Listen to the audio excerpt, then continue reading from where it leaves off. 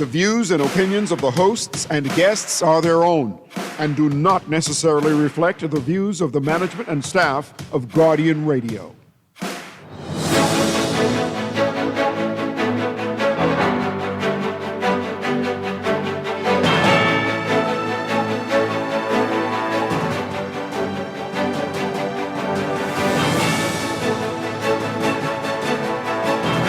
Good morning. The Constituencies Commission may present a report to the Prime Minister next month. Ask Prime Minister Davis's mum on when the PLP will begin ratifying candidates. And a new bill will integrate the prescription drug program into NHI.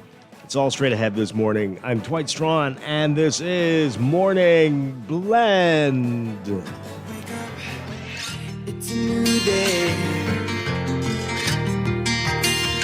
Wake up, it's a new day. It's the start of a new way. Don't you know that it's the start of the end of the old way. Wake up, new day. Wake up, it's a new day.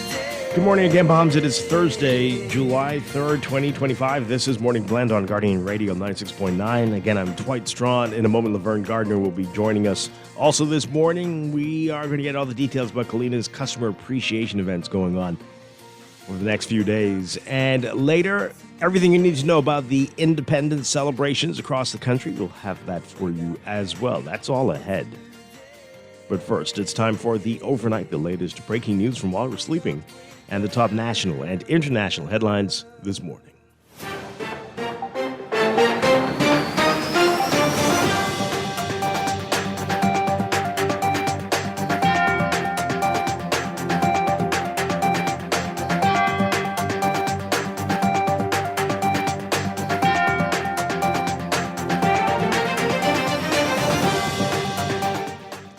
In the overnight, a convicted rapist breaking down in tears, him jailed for 20 years.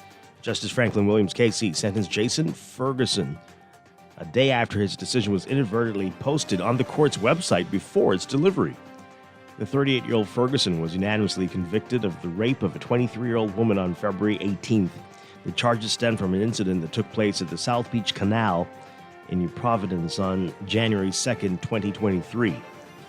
On the night in question, the complainant went to a bar to celebrate her female friend's birthday. Ferguson, the best friend of the birthday girl's boyfriend, also attended the celebration.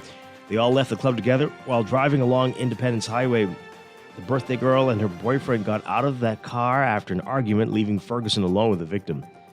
Ferguson, who was driving, locked the doors and told the young woman that he had a gun. He drove her to the canal where he raped her. In his decision, Williams said the complainant suffered a particularly brutal assault. She was threatened with death. At the scene, she was dragged across the ground, assaulted orally, vaginally, and anally. Apparently, to add insult to injury,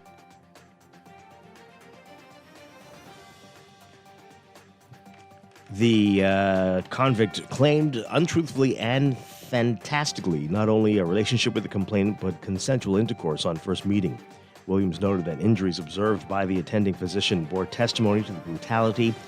The woman was bleeding all over her body and orifices. She was described as depressed and crying and disheveled and dirty. Williams found that he found no mitigating factors in the convict's favor.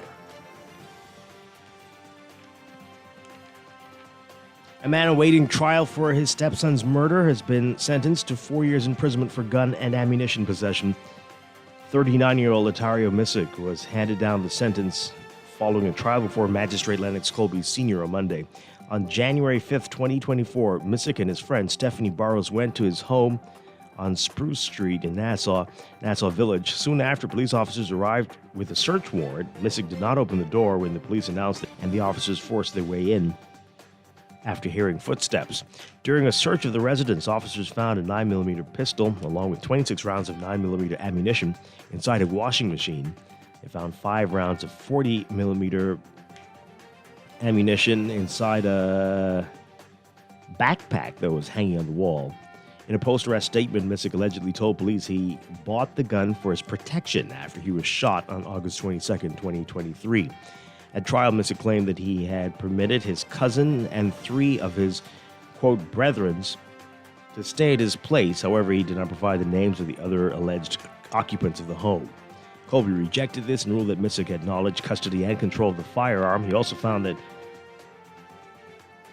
Burroughs was merely a visitor to the home and had no knowledge of the illegal firearms. Missick was on bail for the matter, but was remanded to prison this year after he was accused of killing his stepson, Rashad Sweeting, on January 13th. Prosecutors and Sweeting were feuding over his late mother's home in Nassau Village.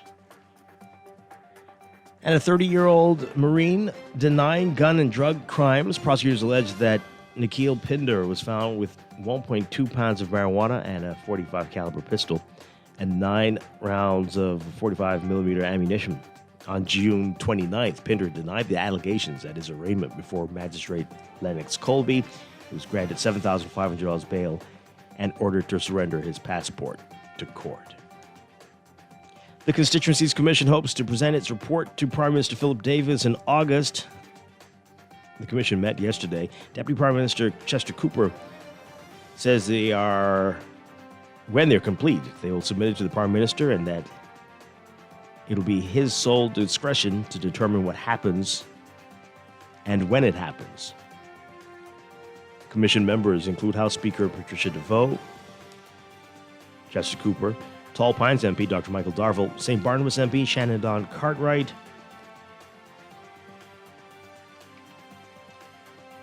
and Supreme and Justice Gregory Hilton. The commission reviews electoral boundaries throughout the country and makes recommendations to the Prime Minister. And nearly a week after the FNM unveiled 17 of its candidates for the next general election, Prime Minister Philip Davis giving no indication yesterday of when the PLP will begin announcing its candidates. Davis, when asked, said, quote, in due course. The general election is due next year, and while some of the opposition have speculated about the possibility of an early election, Davis has downplayed that. Health and Wellness Minister Dr. Michael Darville says that a bill that will integrate the prescription drug program into National Health Insurance, NHI, would help to lay the foundation for a modern, unified, and accountable healthcare system. As he tabled the National Health Insurance Specified Chronic Diseases Prescription Drug Bill 2025 in the House yesterday, Darville described it as a bold and necessary step to ensure that every Bahamian can access affordable, high-quality medications to treat chronic diseases.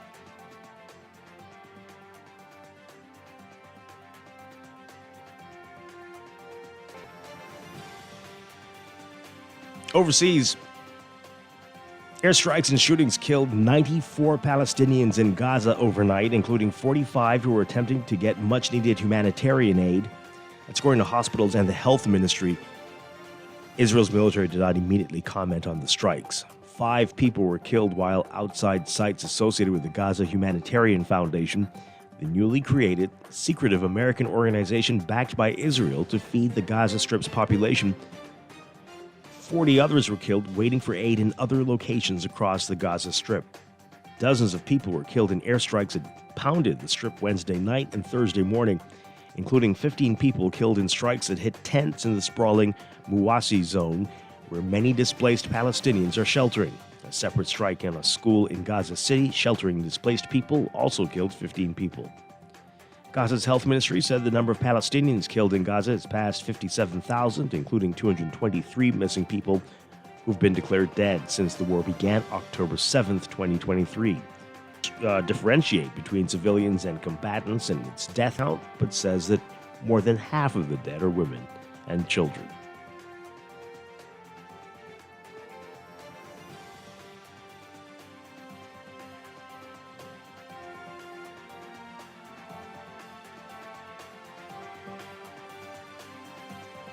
And Haiti's gangs have gained near total control of the capital, and authorities are unable to stop escalating violence across the impoverished Caribbean nation. That's according to senior UN officials.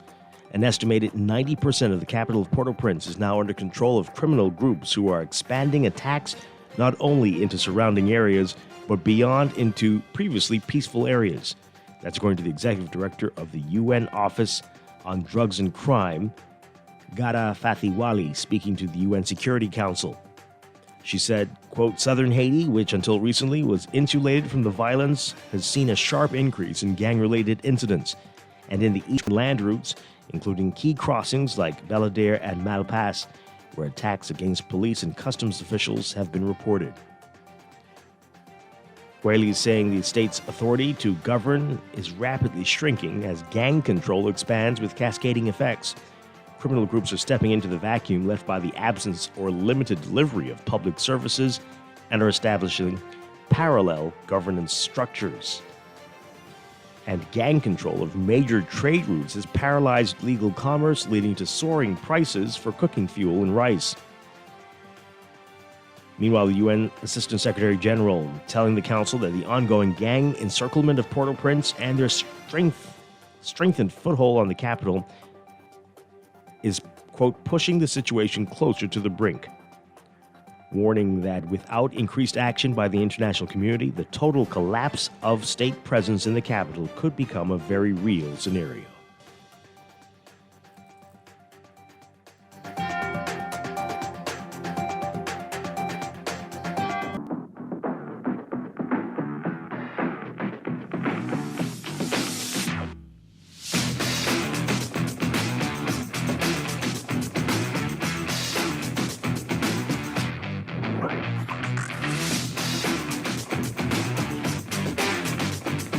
It's time for sports, brought to you by Kalik. Bahamian big man DeAndre Ayton is officially off the market. He will join the Los Angeles Lakers for the upcoming 2025-2026 NBA season. Ayton, who was recently bought by the Portland Trail Blazers, signed a 2-year deal with the Lakers after clearing waivers on Wednesday evening. The gifted center will become the third Bahamian player to suit up for the franchise, following in the footsteps of LA greats Michael Sweetbells Thompson and Rick Fox.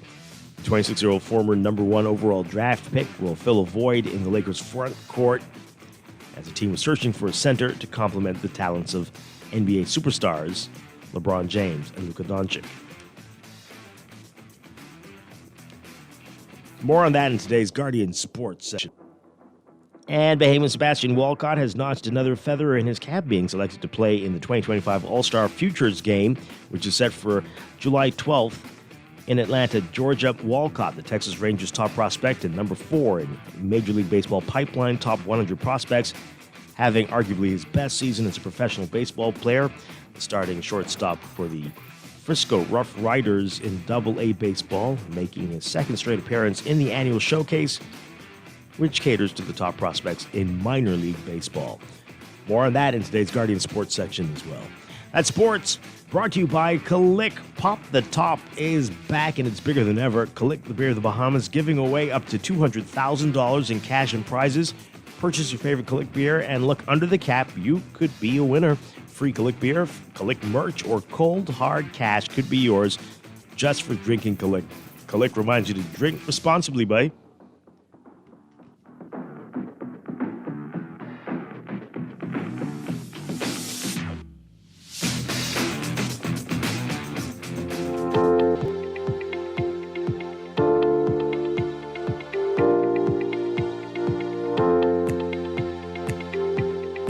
And we've got your first look at weather, brought to you by Star General. A surface trough near the northern Bahamas will support showers and thunderstorms across that part of the country. Meanwhile, high pressure combined with streaming tropical moisture will support hot and humid conditions over the rest of the islands through Friday. So an area of low pressure is expected to develop near Florida or the southeastern United States by this weekend. That's going to produce cloudiness along with showers and thunderstorms over the northern and northwest Bahamas through Sunday. By the beginning of the work week next week, high pressure is expected to once again build over the islands, producing more stable weather. So for today, residents in the northern islands are urged to exercise caution during heavy and prolonged rainfall events, as there could be flooding in low-lying and flood-prone areas. And beachgoers and swimmers should be alert and exercise caution along East Coast beaches and Atlantic exposures in the central and southeast Bahamas. Your forecast for today for the northern and northwest Bahamas, partly cloudy with a 10 to 30% chance of widely scattered showers and isolated thunderstorms for the northwest islands like New Providence, but a 30 to 40% chance of widely scattered showers and isolated thunderstorms for the extreme northern islands like Grand Bahama and Bimini. Winds southerly at 10 to 15 knots, falling to 10 knots or less this afternoon for those northern islands. Southeast to south at 10 to 15 knots for the rest of the northwest Bahamas. For the central islands today, partly sunny, fair and warm. Tonight, 10 to 20% chance of isolated showers and thunderstorms. Winds southeasterly at 10 to 15 knots.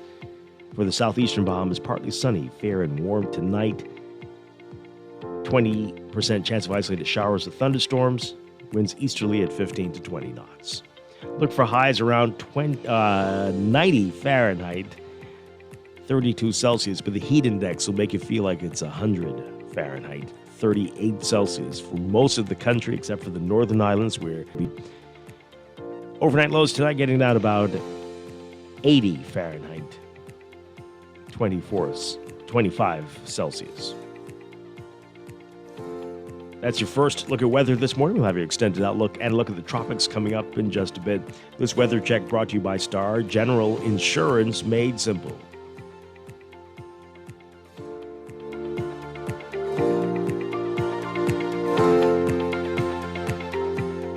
Wake up, it's a new day. Wake up, it's a new day. It's the start of a new way. Don't you know that it's the start of It is time for a break, but when we come back, we're discussing the day's top stories right here on your home for fresh news and smart talk all day. Guardian Radio 96.9. wake up, it's a new day.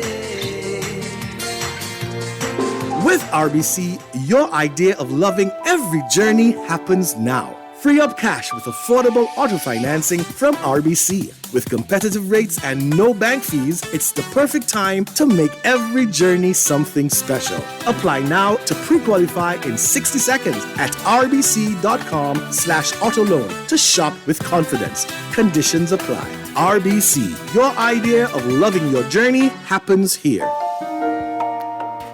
You try to rest, go with the best. For all your printing needs, there ain't no one better, no. For posters and banners, magazines and flyers. For window decals, greeting cards and newsletters. No job too big and there's no job too small. You name it, we can print it, just give us a call. Let Print Masters bring your masterpiece to life. Located in the Nassau Guardian Building, telephone 302-2361. Screws and Fasteners World, Balfour Avenue, has those hard-to-find fasteners for you right now. You can find stainless steel regular hex, carriage bolts, galvanized bolts, threaded rods, nails, self-tap screws, sex bolts, anchor bolts, turnbuckles, masonry tools, hand tools, and weed whacker strings. Check out the rope selection and car body fasteners, too. Special orders are welcome. It's your #1 fastener store. Screws and Fasteners World, Balfour Avenue and Palm Beach Streets. Call 326-1976. Wake up, it's a new day.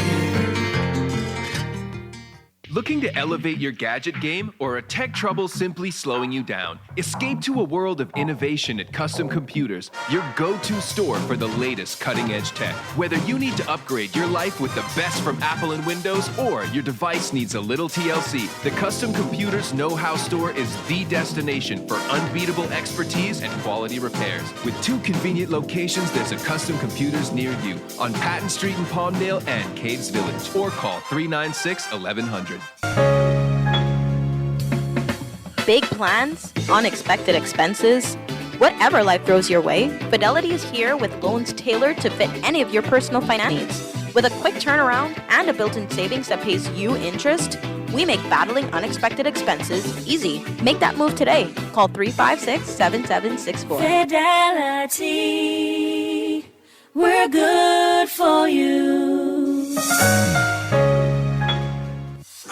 get ready for the summer's official rum and beer lingo. Royalty Sounds present Found Fast. Found Fast. Saturday, July 5th, Morris Harbor, Abaco. At the Royal Recreational Ground. Gates open 5 p.m., $20 entry. Ladies free before 8 p.m. With Nassau and Abaco's hottest DJ. Don't miss the beer drinkers versus rum drinkers competition. Right, pulling for the best side, icicle liquor. Damn rum for me. Found Fast, July 5th, Abaco. Sponsored by Collect, the Mayor of the Bahamas. Drink responsibly.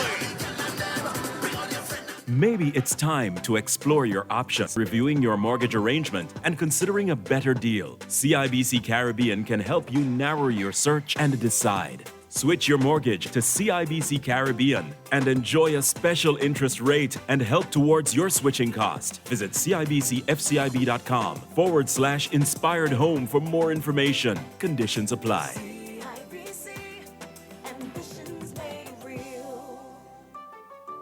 Shell, you home? My gas just gone out. Let me know small barbecue tank you have. I tell you, long time, go get a barbecue tank from Caribbean Gas. They just got a new shipment of tanks of all sizes. Now you know they always have the best prices. Tell them you heard it on 106.5 FM and they will give you $5 off. Caribbean Gas, 361-6007 or 552-9597. You want to use my phone? Here, call them now. At Cleveland Clinic, care is everything. So when your primary purpose is to care for the world, you'd start with until you're accessible anywhere. You make complexities your specialties and put compassion before anything else, all to redefine what's possible. For everyone, everywhere. For every care in the world. Cleveland Clinic. Maybe it's time to explore your options. There's no harm in reviewing your mortgage arrangement and considering a better deal. CIBC Caribbean can help you narrow your search and decide. Switch your mortgage to CIBC Caribbean and enjoy a special interest rate and help towards your switching cost. Visit CIBCFCIB.com/inspired home for more information. Conditions apply.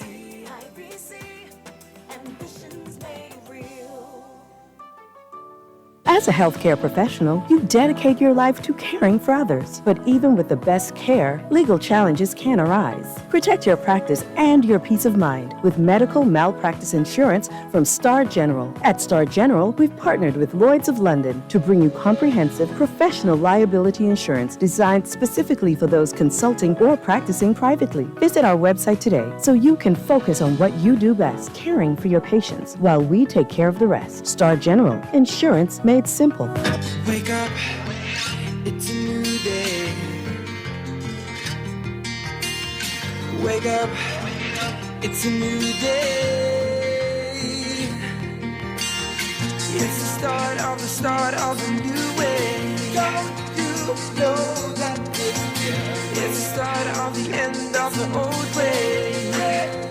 We are back with Morning Blend on Guardian Radio Night. Streaming live on GuardianTalkRadio.com and on the Guardian Radio app for smart devices. Also on your televisions on Cable Bahamas, Channel 969, and BTC Flow, Channel 612. You can tweet us at Morning Blend 969 or Facebook.com/Morning Blend 969. Text us 422-4796. Once again, I'm Dwight Strachan. Joining me now, Laverne Gardner. Laverne, good morning. Laverne, let's try that again. How are you? Good morning. Okay. Hello. Oh, there you are. Yeah, now we can hear you. Yeah. Good morning. Good morning. How are you? And good morning to all our listeners. Good morning. Doing well. How's Grand Bahama? Is it raining there? Yeah, it's been rainy in the mornings these past 3 mornings. So another kind of overcast gray day. We'll see how long that lasts, because usually by noon it's hot as ever. Oh boy. Yeah, we can relate. All right, always great to be talking with you. We have a lot to get to this morning. A lot going on in the news. We'll get to that in a bit. But later in the show, we're talking with Kalina. They've some big events for customer appreciation all over the country, including here, Grand Bahama. So Laverne, you'll like that. That's well, coming we up. are part of the country, right? Mm-hmm. Yeah. And you do sound like you're sure, Dwight. You say Colleen is having customers all over the country, and then you add in that last bit, including Grand Bahama. Yes, We're yes. not part of the country. Of We're like, course. Absolutely. just checking. I believe you still are, yes. And later, and you'll be a part of this too, Independence celebrations for the 52nd anniversary of independence. Including Grand Bahama? Including Grand Bahama. Right? Can you imagine? We'll get all the details about that coming up later. So that's all ahead, but let's begin with what else is in the news.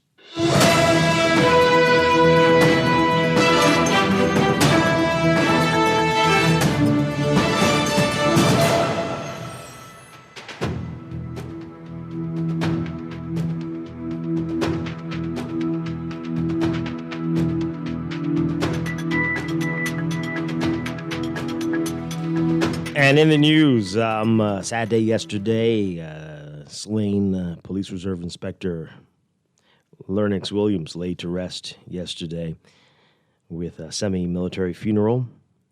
And you can see the Peninsula Guardian if you pick up a copy of that, and may he rest in peace. And once again, condolences to his family. This has just been a very sad time, eh? Yeah. Yeah. The courts. Very sad. Indeed. The court stories, just, wow, the stuff that's going on in this little country. It's amazing. So the big headline in the Nassau Guardian today, rapist gets 20 years. Man unanimously convicted of rape, 38. It's a brutal rape, apparently, according to the evidence of his friend's girlfriend.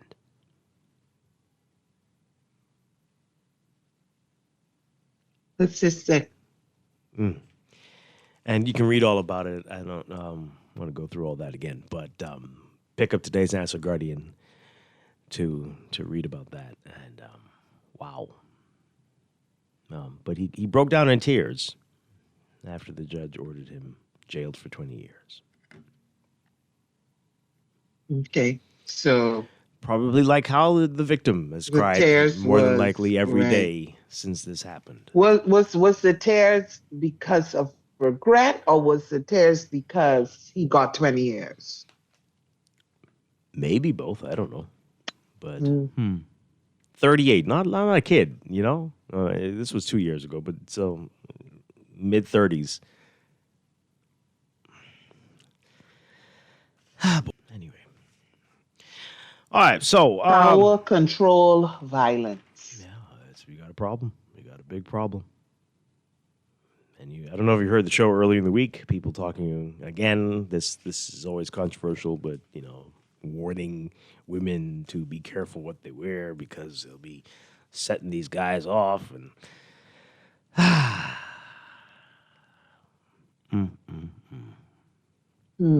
But very little talk about guys controlling themselves.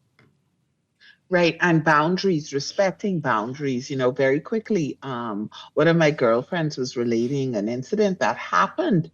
Her and another friend, they decided, it's hot. They'll go to the beach in the evening, went to beach, popular beach, and proceeded then to walk down the steps to say, we'll check out the water. We don't really know if we want to go in, but the water felt really good. So kind of contemplating, are we going to fully go in, whatever. Group of young men pulled up in a truck, and just boundaries, kind of approach them, but my girlfriend and other friend, they did not respond. My two girlfriends, they didn't respond, but just on and on with the different comments. Oh, wow. Yeah. Boundaries. And so it got to the point where she just really went off in a sense of, hey, we're not responding to you. Why would all of you come here in such proximity to us, and then you're making these comments constantly? You can't see that you've made us uncomfortable, because they just walked they decided not to go.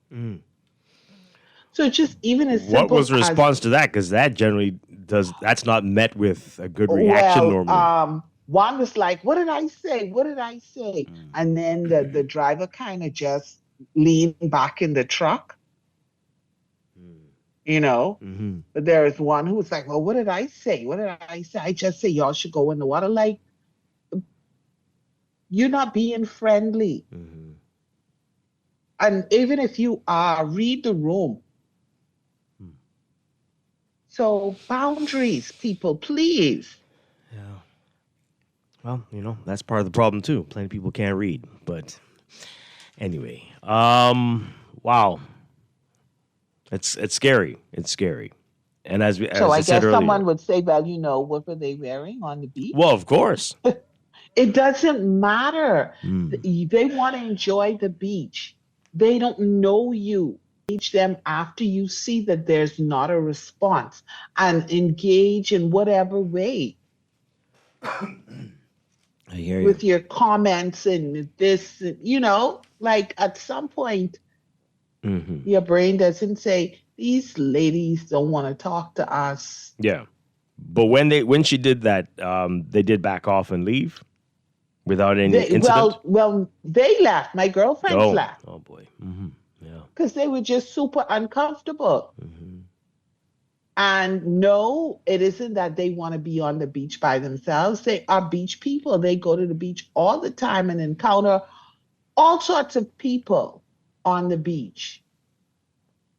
But to have 2 females, have 5 guys approach you and kind of continuing to try to engage in a conversation and making little slick comments.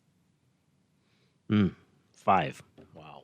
Yeah. So this text here, now, we don't know why Laverne is playing like women don't play hard to get and men are programmed to buy women to chase them.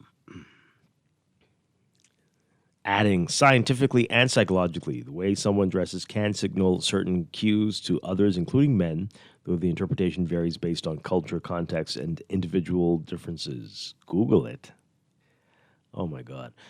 Okay, anyway. Yeah, but as we said, folks, we've seen it before. Women will say, hey, I'm not interested. Please leave me alone. And that could become often deadly. Not always, but you get yourself cursed out. Right. Somebody gets even more aggressive. Right. So it's almost as if you don't have the right to say that. Yeah. Boy, that's rough. All right. So if we continue on this path through the show, it'll be 12 o'clock. So let's change move on. I don't there. even know why you read that comment, but anyway, let's just Well, you know, sadly, just... I guarantee you that way. What? Anyway, so the Constituencies Commission may present a report soon, as early as next month. Yeah, it's getting close, folks. For more on this, take a listen to this report from our Vani Katut. The Boundaries Commission hopes to submit its report to Prime Minister Philip Davis in August, according to Deputy Prime Minister Chester Cooper, who is a member of the commission. Cooper says their work has started in earnest. We're seeking to complete our work, hopefully by August. When we complete our work, we're going to submit it to the Prime Minister. And then in his sole discretion, he will determine what happens or when it happens next. Members of the commission, which is chaired by the House Speaker and comprises 2 government representatives, 1 opposition MP, and a justice of the Supreme Court, met on Wednesday morning. Cooper described that meeting as productive. The work is going to be pressing forward, and we're going to, in due course, submit our report to the Prime Minister. That is the process, and then it goes to the House. Let me just say, we are being proactive in completing our responsibility. We haven't been given any specific deadline or time frame. There's no rush. This isn't a signal for anything. The Prime Minister, in his sole discretion, determines when election is. But we are doing our part in advance, and we are going to fulfill our obligation. There has been speculation of boundary cuts in western New Providence and possibly new constituencies. However, Cooper would not comment on whether the number of constituencies could change ahead of the 2026 general election. There's been a lot of talk about a lot of things, and I know you would appreciate that as a member of the committee. I'm bound by confidentiality of what's discussed. Suffice to say, we are listening to the recommendation of members. The opposition has a representation, as I said. They will have views, and the formal way to present those views is at the table at the commission. They will be considered. Opposition member Shannon Dawn Cartwright says the commission has examined registers with an excess number of voters to see what adjustments should be made. I think it's fair to say that the commission is earnestly looking at changes and adjustments and the possibilities of the necessary possibility of changes to constituencies in terms of its numbers in its entirety. He added he is happy with their meeting so far. It's been a very fulsome discussion, very broad-based, making sure that the Bahamian people, both in New Providence and across the Family Islands, have proper representation in terms of the allocation of seats and how they're distributed. Reporting for the Guardian News Network, I'm Vonik Tood.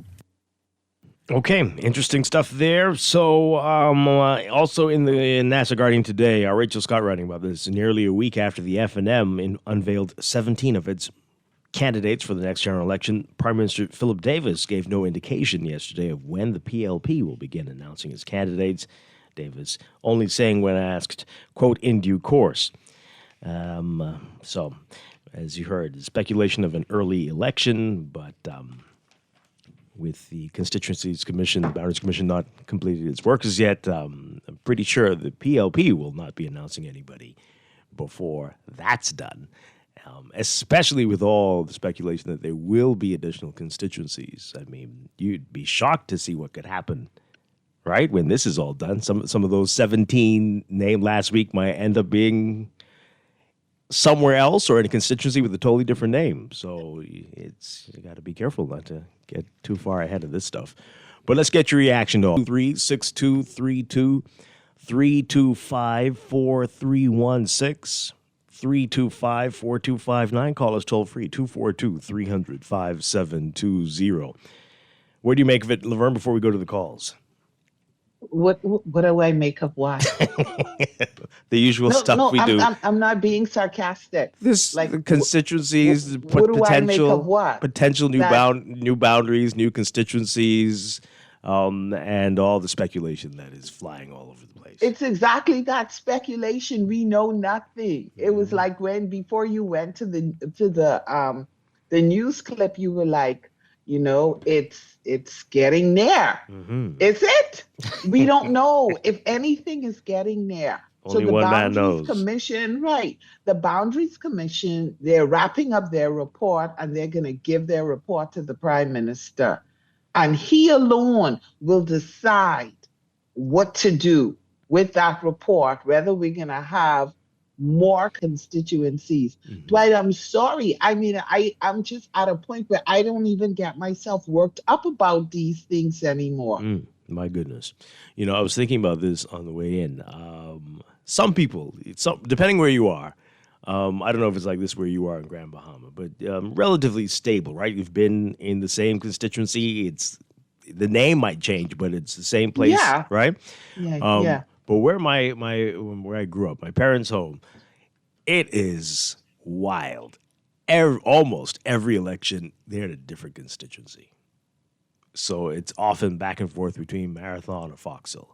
And if I can remember how this went, whenever the FNM is in, they didn't do it the last time though, because of the snap election, they didn't have time. But whenever they're in, they like to make where my parents live, that area is Marathon. And when the PLP are in, they change it back to Fox Hill. And it's back, and like, wait, what? And it's, man. Mm-hmm. That's crazy. But that's simple compared to the people who are like next door. You constituents. But right next door, like on the same right. side of them. Right. You go over there, it's a different One house constituency. different. No, Yeah. no. We're not in Foxville or Marathon. No. We're in Half the house is right. in another constituency. Yeah, half the house. Oh Well, this boy. half of the house is voting in Marathon. This half is voting. In Yeah, Foxville. we Yeah. were where I live. We were Lucaya, but now it's called Central Grand Bahama. So Oh, yeah. Okay. Someone's telling me the same thing for them.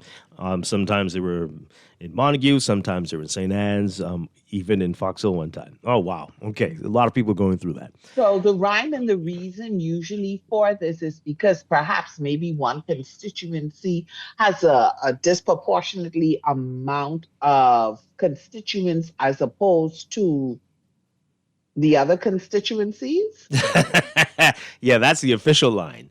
The unofficial line is we know on this street, we believe we have a bunch of supporters. So put them in the one that we think we Put can them win. here. Yeah. Put them here. Make sure they're Yeah. in this. Yes, exactly. And the other, Especially, and you know what, strategic. If you have I hate to say weaker candidate, but a candidate who you think may not do as well in the polls. Yeah. So try to pad that a little bit so to give them a bit more cushion, maybe. Yeah, absolutely. The phone Or lines I are should say a bit more votes. I don't know. Oh, But you're right. all of the guessing, I'm just wary of it. Yeah. What is this going to mean? How is this going to change? Man, listen, just let's get to it. Obviously, some people get off on this. Some people, Clearly, they I are know. exuberant and excited, and they live for this stuff. I know, And, right? well, I need them to understand there's some really cool board games that you could play. No, wait, this is their board game. This is their board game. This is what they do. There are people who, in the entire day, some do it in a very scientific way. They know facts. They look at it.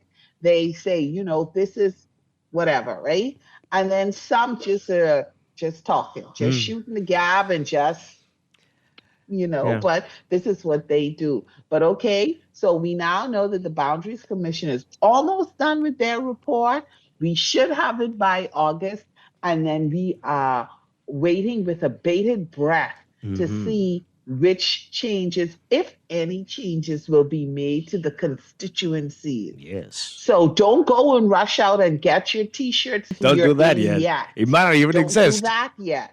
You may have to change that. Yeah. Just wait.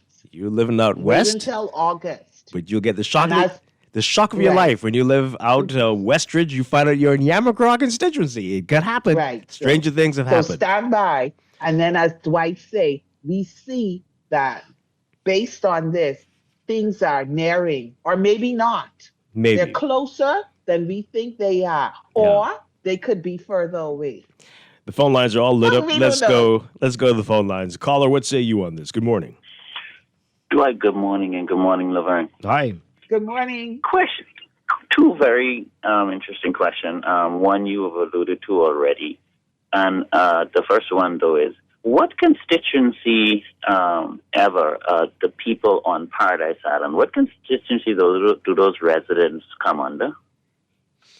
It's a fantastic question. I've always wondered. No, there's an answer.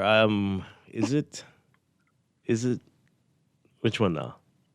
You sure? No, my producer's saying St. Anne's. I think it's Montague. What's Montague called now? You sure? Oh my, is Montague constituency? I don't know. I'd like to know that because it's something that I've been uncertain about ever since I've been voting. The other question that I have is, the opposition have a member. Freetown. Somebody's telling me Freetown. Freetown. Freetown? Yeah. Mm-hmm. Okay. In the form of the member of parliament, Shannon Cartwright. So it begs the question that you alluded to earlier. If there would likely become some changes to many of the constituencies, as might be determined by eventually the Prime Minister and his team who would examine the report, would it be premature to be announcing candidates already? Yeah. So what Absolutely. is the rationale behind the 17 candidates announced already by the Free National Movement if they are fully aware that there's likely changes to be made? So Sounds here's like Perhaps, sorry, caller, perhaps sitting on that committee, maybe they have information that those particular constituencies that they named, maybe there isn't a recommendation for adjustments in those. I don't know. But I would counter that by what the Deputy Prime Minister says. He says that the eventual decisions based on the information they provide would be determined by the Prime Minister. But let's also take another clue. The Progressive Liberal Party has not announced and has not indicated that they're going to be announcing any candidate at this time. So I would take my cue from that. Yeah. So here's the thing. This is what I think it's peer pressure. I've been hearing people say on talk shows about how it seems that the FNM is not prepared and how we don't know anybody who's running and all this stuff. This was the talk a few weeks ago. And I suspect they wanted to get out there and show that we are ready. We've got a full slate. We're prepared whenever this is called. And so you don't have to doubt that. I would. And that's a terrible and uncomfortable position to be in, that people are thinking this about you. And so this might be a rush in order to counter that. Right. Laverne and Dwight, I would say this in closing, that I'm not, but if I was the leader of the opposition, obviously he had the same information that we've only just gotten yesterday, I would have said in a public relations message that are all approved, but we are waiting before we announce them. We're waiting for the Boundaries Commission report to be tabled or to be completed and dealt with by the Prime Minister and the committee, and then we will move forward. I do not see the logic in it. Understanding all of this, I'm at a loss as to why they would have gone ahead and announced. Anyway, thanks for taking my call. Okay. Well, others have done it too. COI, they've announced quite a few. Again, it was only 17. It wasn't all. Right. It wasn't a full slate. That's why. That's why my thought process is perhaps they know that those ones that they named, there isn't going to be a change. But even if there is, that's quite possible. Yeah, but even if there is a change, does it really? I don't think it will impact who is going to vote for them in terms of, since I'm, I was going to support, but now I'm not because the name has changed. So they may just change how many votes you think you're going to get in each constituency. But I guess they will have to regroup and adjust. But I'm thinking that they have had some sort of information that made them feel that it was safe to release those 17. Yeah. So this text here says, remember the POP got word that the FNM would call an early election in 2021 and named their candidates 3 months before the election, which proved to be a wise move. Let's take so this. Are we saying it's 3 months before the election? We're not saying that, though, are we, Dwight? Because we don't know. Well, okay. Let's take this call. Good morning. You're on the air. Good morning, Dwight Laverne. Hi. Good morning. To make a comment. Good morning, my dear.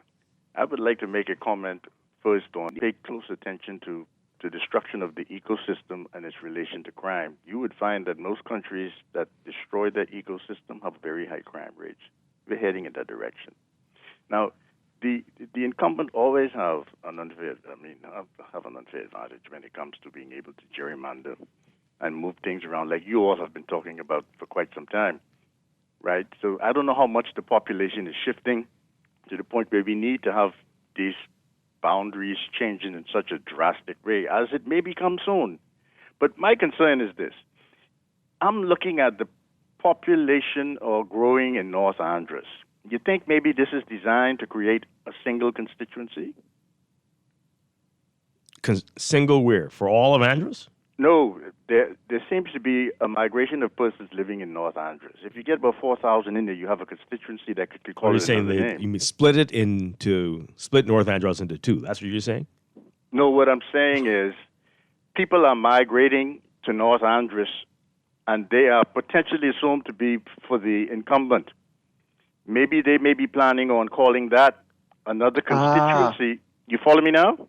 Yes, yes. That I might got be you. a plan at play. Think about it, and let's watch our ecosystem, because as it continues to be destroyed, crime rate is going to increase, because the leaves of the trees are for the healing of the nation, not just medicinal, for spiritual healing as well. All right? Okay. All right. Thanks a lot. Appreciate it. You got what he was saying Not about really. Andres? No, not really. No. Break it Hello? down. No, I didn't. Break it down for me, Laverne. He's saying that there are people now who are migrating to Andros, and the reason behind that is they want to be in position to support whomever candidate may be announced for Andros, so they are now migrating there. Okay. See, that's why I couldn't get it, because that's insane. Really? Why? You're just gonna Why is it move insane? there just so you could vote for the? Really? I Anything's gotta move. possible. So what? They have businesses and jobs and stuff to do there, or they're going back home? What are we? Just because I need to be here to vote for this guy? Okay. When it comes to election year, anything and everything is almost possible, Dwight. I'm shocked by nothing. Oh boy, So. that's a lot. That's a lot. Caller, good morning. You're on the air. Hey, good morning, Dwight. Hi. And good Good morning. morning. Pamela? No, not Pamela. It's not been Pamela for years. What are you talking about? This is Laverne. Laverne. Mm-hmm. Sorry, Laverne. Sorry, my bad. I always look forward to your call, and you Sorry, either Laverne. My call mind me is the being wrong moving name or don't pronounce Laverne. And Laverne is such an easy name to call. I'm hurt. And it's such a beautiful name. I don't understand it. I don't know. But anyway, Please go forgive me. ahead. I will never do it again. Oh boy, don't say that. Don't say that. Next week, Thursday, we'll see. You'll try not to do it again. I will How about try that? not There to you go. There you do go. it again. Mm-hmm. All right. Now, Dwight, the gerrymandering, right? Which prime minister ever gerrymandered the boundaries and won? Because I don't know. I don't see none in our immediate. I think Sir Lyndon was the only one who gerrymandered the boundaries and won. Ain't nobody else. So the point I'm trying to make is, I'm changing, cutting up the boundaries. The whole election, but probably it's helped some people to win their seat. It's possible. But it never helped the party to win the government. Right. Maybe not since '97. It never helped a '97. party to win the government, right? Because it seems like our government, they go out of their way to see how they could put a quick one on the beam in people, right? Because you hear them talk, but because they have no record of ever speaking anything that you could trust or believe. This is the problem we are facing in this country, because they could say anything they want to say, and next week still call the election. Yeah. Hey, I hear you. But this is not just a Bahamian issue. So this is an issue all over for democracies. But it is a challenge. It is a challenge. We were supposed to. Remember that referendum? That was what year was that? It was one of the many questions on the 5 questions about an independent boundaries commission. You remember that, Laverne? And that was defeated. Yes. That was defeated. How in God's name? I remember. How? Well, I guess maybe we know about referendums. Maybe we know why that was defeated. But oh gosh. Sad. So this person says, I think it's time the Parliamentary Registration Department ask individuals to bring passports and a bill in their name so people can vote in their correct areas, because I know people who have been voting in the wrong areas based on their current addresses for years. People are not updating when they move. I think this has some effect on voting and results. Yeah. Some people are intentionally doing that. You're right. Maybe. Yeah. Well, when we switch over, which Wayne Monroe says will be soon, to the new card, hopefully everything will be updated. You mean I'm not going to have my different page? The election's called for next month. Then, yeah, keep that purple thing around. But otherwise... I don't know how I'll function. Well, my handy-dandy paper. Is it all intact? It's not split in two? Is the purple faded? Is it pink now? I mean, how's yours looking? I've even. It's still purple. It's still purple. Nice. Yeah, you vote and then you put it in a drawer in a safe place or whatever until it's time to vote again. Oh, okay. Yeah, sure. So it's not like I'm walking around with it every day. Plenty of people are. You need it for so many things. Yeah, if you don't want to use your passport or driver's license or NIB cards, I think the driver's license is the easiest thing to use as ID. I mean, and if you have one. If you have a valid one, yes. And you're supposed to always have it on you anyway. Mm-hmm. Yeah. Dwight, it don't sound like you. I always have it. Always have it. Okay. But there's Okay, clearly, just checking. all we're hearing is an accident caused by somebody who's unlicensed and uninsured, right? So plenty of people don't have them. Plenty of people, but they're all driving. Caller, what say you? Good morning. Morning, Dwight. How you guys doing, man? Doing well. Yeah, listen. Morning. My concern is if they're going to be changing the boundaries, I hope they don't increase the number of seats, because I think we got too many seats as it is now in a small country. And then number two, the gentleman from Andros, I wasn't too clear on what he meant by migration. Are you talking about Bahamian migration or other migration? And number three, I think the PLP under Sir Lyndon, I think they may have changed the boundaries before the 1992 elections, and they got slaughtered. So sometimes when you change boundaries, boy, it could work against you. Well, that's what he's saying. He's saying, that's what the previous caller said. Lyndon never lost. I think that's what he's saying. But I think Sir Lyndon did lose when they changed the. Definitely. You could look it up, Google it up, But but he was saying the same thing you're saying, caller. Yeah. The previous caller was making that same point that it generally doesn't the work. boundaries, it doesn't work okay. in the yeah. Oh, I can accept that. But like I say, it's up to the Bahamian people. You can cut it up as much as you want, divide it into 6, 12, whatever. People can still turn around and vote against you too. So my thing is leave it as it is, man. Well, okay. I mean, we'll see. I mean, as a previous caller said, you have to look and see. A lot of people have moved in New Providence, especially further west, and Killarney's a huge constituency. Maybe it should be split up. Maybe. We'll see. A lot of it is lake, so unless people living in there, But otherwise... But also, the current caller made a good point. Even if you do make adjustments and changes, are you doing that to add more seats, or are you just gonna redistribute and work with the existing? So you extend some, cut some down, whatever. So, or are we now gonna look at 42 seats? Yeah. We've been up there before. The minimum? They're constitutionally, what is it? Constitutional? Yeah, 38, right? Is the minimum number of seats you can have. And we're at 39. Well, I'm sure if there are any changes, all of the changes are going to take place in the on the island that determines the election. So. Oh yeah, where the majority of the population is. Exactly. Yeah. More than likely. Let's see if we can squeeze this call in really quickly. You got about 30 seconds before we have to go to the news. Good morning. Good morning. Yes, don't care how you change the boundary. If you don't have a record to run on, you're bound to fail. So that's the PLP. Okay. If you don't have a good record to run on, they don't have a good record, so that means they're bound to fail. Don't care how they change it up, they're gone. Okay, so you say. I mean, we'll see. We'll see how this goes.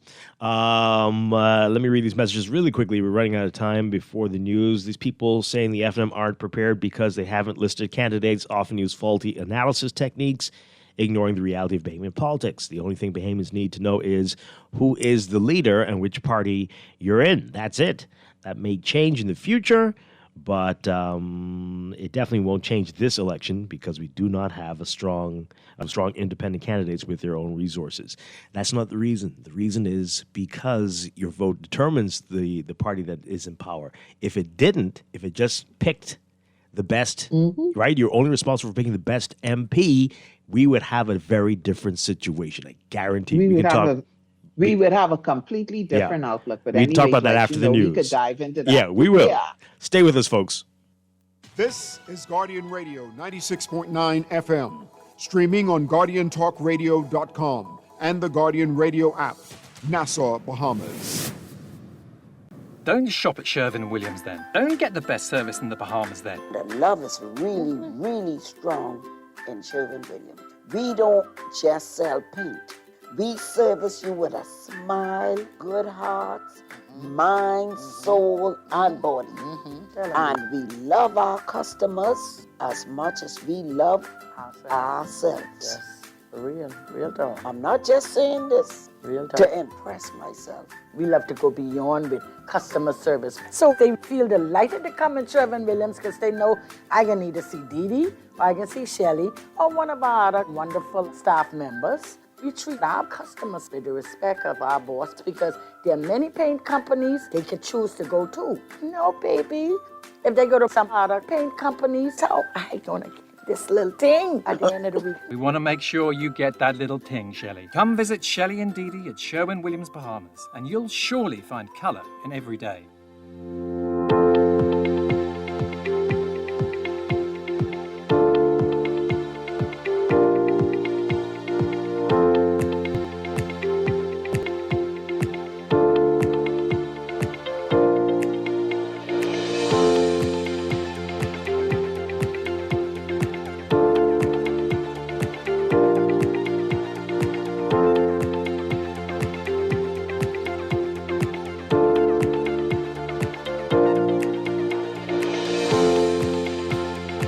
Welcome back to Morning Blend here on Guardian Radio 96.9. We are streaming live on GuardianTalkRadio.com and on the Guardian Radio app for smart devices, also on your televisions on Cable Bahamas Channel 969 and BTC Flow Channel 612. You can tweet us at MorningBlend969 or Facebook.com/MorningBlend969. Text us 422-4796 on the Guardian Radio text line powered by BTC. And now at 8:22, it's time for another check of your weather for today, brought to you by Sherwin-Williams Paints. Walls looking a little owl. We'll swing by Sherwin-Williams Paints for a fresh coat of wow. Best customer service, bold colors, and bargain prices. They've got it all. Sherwin-Williams, let's roll. So we've got a surface trough near the northern Bahamas. That's going to support showers and thunderstorms across that of the islands. We'll be looking at high pressure combined with streaming tropical moisture. That's going to support hot and humid conditions through Friday. So this area of there is an area of low pressure that's expected to develop near Florida or the southeastern United States by this weekend. That's going to produce cloudiness along with showers and thunderstorms over the northern and northwest Bahamas through Sunday. By the beginning of the work week, high pressure is expected to once again build over the islands, producing more stable weather. In the meantime, residents in the northern islands are going to have to deal with potential flooding during heavy rainfall events. And there are rip currents likely in the central and southeast Bahamas along east coast beaches and Atlantic exposures. Your forecast for today, partly cloudy for the northern and northwest Bahamas. Rain chances up to about 40% likelihood for the northern islands, the extreme northern islands, with scattered showers and isolated thunderstorms. The rest of the country, partly sunny, turning fair and warm tonight. Only about a 10 to 20% chance of isolated showers and thunderstorms. It's going to be hot regardless, with highs around 90, 91 Fahrenheit, 32 Celsius. The heat index will make you feel like it's 100 Fahrenheit, 38 Celsius. Overnight lows tonight getting down to about 81 Fahrenheit, 27 Celsius. In your war tomorrow, Friday, partly cloudy to cloudy, a 20 to 30% chance of widely scattered showers or isolated thunderstorms. By Saturday, cloudy to occasionally overcast for the northern and northwest Bahamas. Partly sunny to sunny, turning fair at night for the central and southeast Bahamas. But for the northern and northwest Bahamas, rain chances up to 50%, 30 to 50% chance of rain for Saturday. A bit better for Sunday, 20 to 30% chance of possible thunderstorms and showers for the northern Bahamas. Only 10% elsewhere, and mostly cloudy in the northern islands, mostly sunny, turning fair at night for the rest of the country. By Monday, we are back to partly to mostly sunny conditions during the day, mostly fair at night across most of the nation.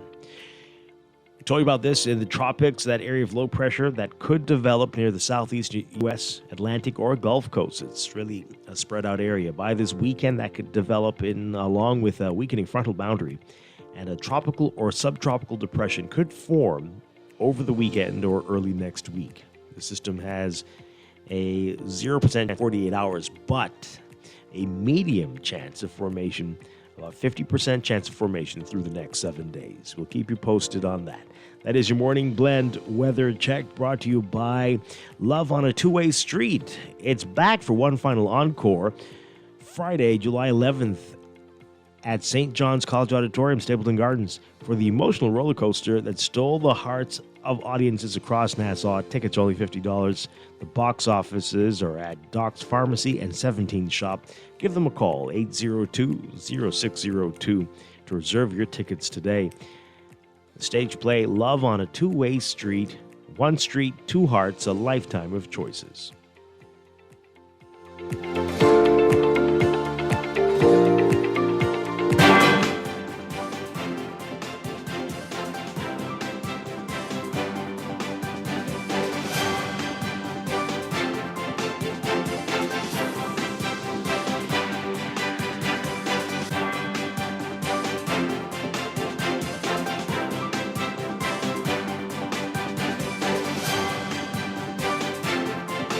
And time for a check of traffic, brought to you by RBC. With RBC, reaching your goals happens here.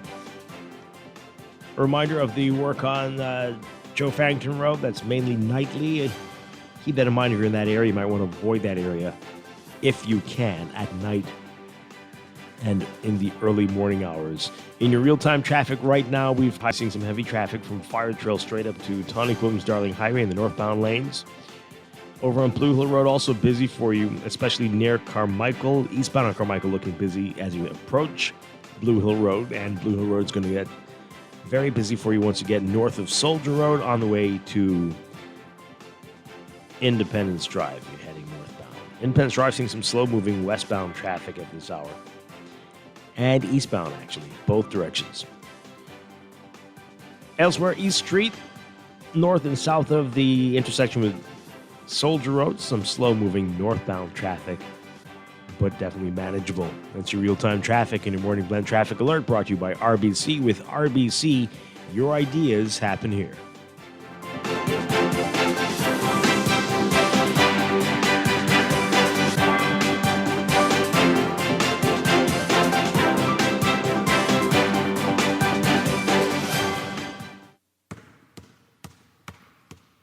Sign up now for the Michael Scootery Peace on the Streets Basketball Classic. This is our 30th year, and we are doing it big. Sign up for 13 and under Tropical Gyro, 16 and under the Myers Group, Sun Oil, 20 and under in the Church Group, We Buy, You Sell, the Design Group in the Open Division, and for the first time, the Jamaica Bahamas Corporate Division. Competition begins July 14th to the 20th at the Hope Center.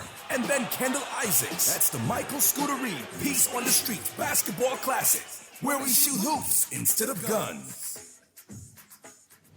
Join us at Kalina's Customer Appreciation Day, Saturday, July 5th at 308 East Bay Street. Get free health screenings, attend educational sessions, and sign up for the portal. Enjoy tasty bowls from Tropical Gyros, tacos from Taqueria, refreshing drinks, and fun for the kids in our Kids Corner with face painting, games, and bouncing castles. There will be prizes and giveaways. You may win a phone, laptop, or a TV. It's all happening Saturday, July 5th at 308 East Bay Street. Come join the fun and let us. Abaco, get ready for the summer's official rum and beer linker. Royalty Sounds present Found Fast. Found Fast. Saturday, July 5th, Morris Harbor, Abaco at the Royal Recreational Ground. Gates open 5 p.m., $20 entry. Ladies free before 8 p.m. with Nassau and Abaco's hottest DJ. Don't miss the beer drinkers versus rum drinkers competition. Right, pulling for the best side, icicle liquor. Damn rum for me. Found Fast, July 5th, Abaco. Sponsored by Collect, the Beer of the Bahamas. Drink responsibly. This is Guardian Radio 96.9 FM, streaming on GuardianTalkRadio.com and the Guardian Radio app, Nassau, Bahamas. Pick me, you acting like you know what to do. Pick me, shawty, you know who you should choose. Pick me, I'll show you what love is like. Let me be the one who will treat you right. Reason one, shawty, I gave you all of me. Reason two, there's no one better than me. Reason three, you and me. Why would you Welcome back to Morning Blend here on Guardian Radio 96.9. Dwight Strachan along with Laverne Gardner on this Thursday morning. Coming up in just a few minutes, we're going to be talking with Galena about their customer appreciation events going on over the next few days. Looking forward to that. And then later in business, we'll get into all the events planned. It's a long list, Laverne, for Independence, the Independence celebrations for the 52nd anniversary of our independence, and we'll let you know about everything. Oh, okay. I sent. Yeah, are you there? Did we lose Laverne? No, I'm right here. Okay, all right. All right, so that's all coming up.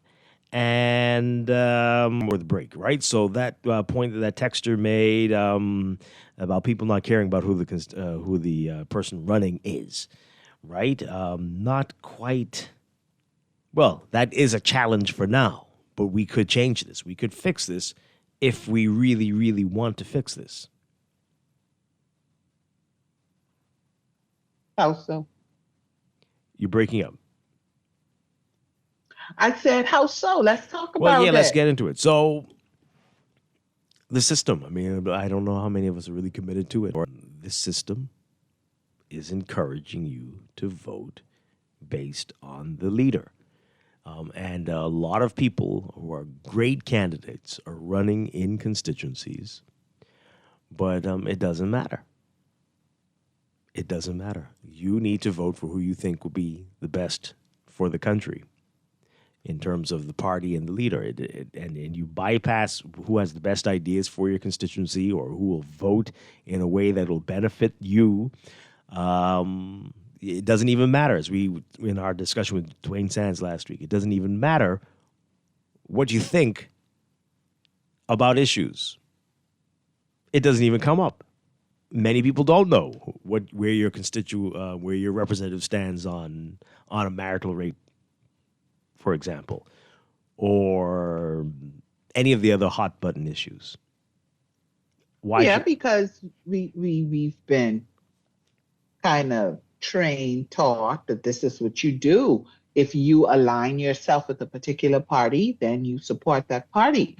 So it does not matter. Those things that you're bringing up, they don't really come into play. The only thing that comes into play is this is the guy that my party has representing who's vying the constituency I am in. He says he's for my party. I'm going to go and vote for him. Mm-hmm. You do have voters who will ask questions, who will do exactly what you say. But the question is, do we have sufficient of them that it makes a difference? Yeah. Well, will they get the answers they're looking for?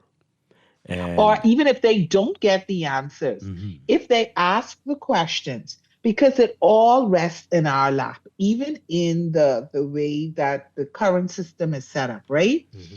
If you ask the questions and you don't get the answers that you believe are the right answers, or you realize that this candidate does not align with the things that you fundamentally believe in and want for your constituency, for the country, whatever, does that change the way that you change the way? So it isn't just about asking the questions, because you can ask the questions, but when you get the answers, what are you going to do with that?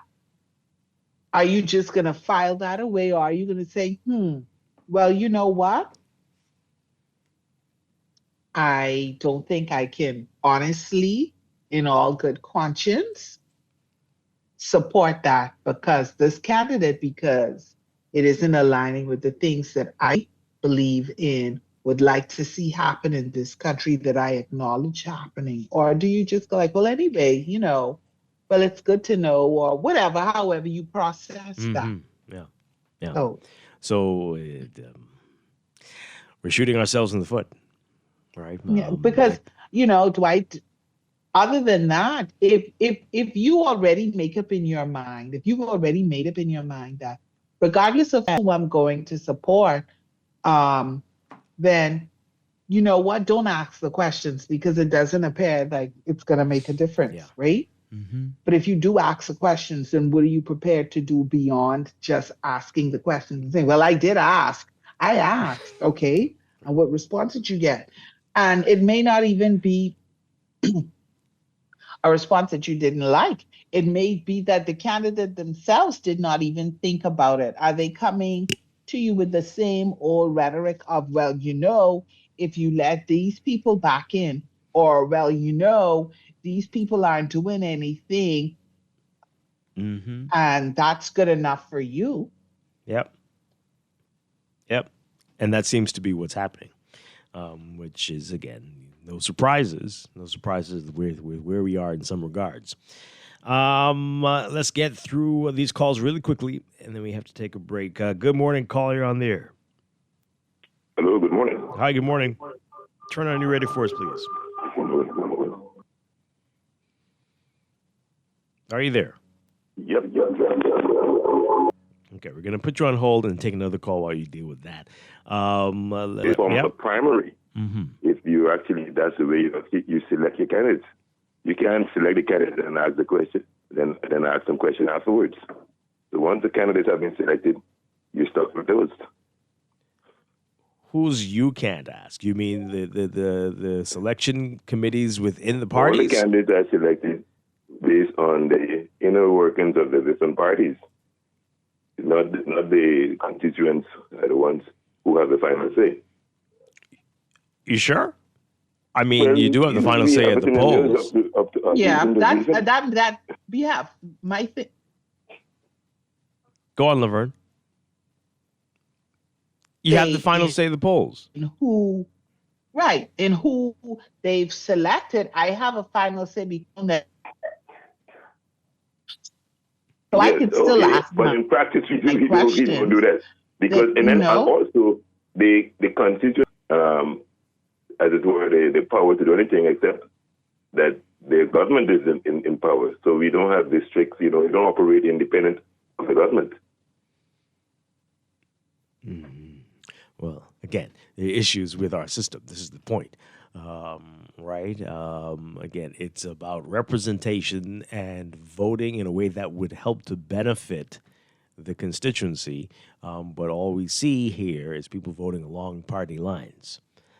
It's never about what's best for your constituency. It's about what's best for the party and the government. And in many ways, it will align with what's best for the constituency, but often it doesn't.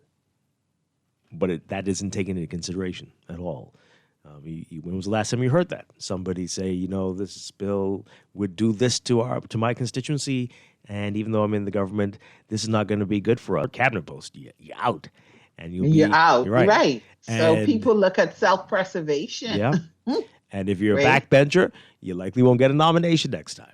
Mm-hmm. And so who are they working for? Who are they working for? The way the system is set up, it's set up so that you just fall in line. Mm-hmm. And if you don't fall in line, if you speak out, then you have to be prepared to deal with the consequences that come along with it. Absolutely. So the entire system is set up a certain way, but this is the system that we are under. Can we change it? Absolutely, we can if we want to, but we have to want to. Yeah, let's take a few more calls and we got to go to the break. Good morning, caller. You're on the air. I think some people going to understand. Good morning. But hey, good morning. You're on the air. I think my other point would be, and maybe I'm not sure about it, but whether or not maybe we should be asking questions not only to our constituency or what their plan would be for that, but I guess for the country as a whole in terms of if you will be assigned as, let's say, for example, Ministry of Education, Ministry of Housing. I don't think we have that information beforehand to even know where the candidate would be placed for us to ask questions aligned with what we'll be taking in the government. Only one man knows. Right. Only one man knows. That's unfortunate too. So you don't even have an idea, right? Yeah.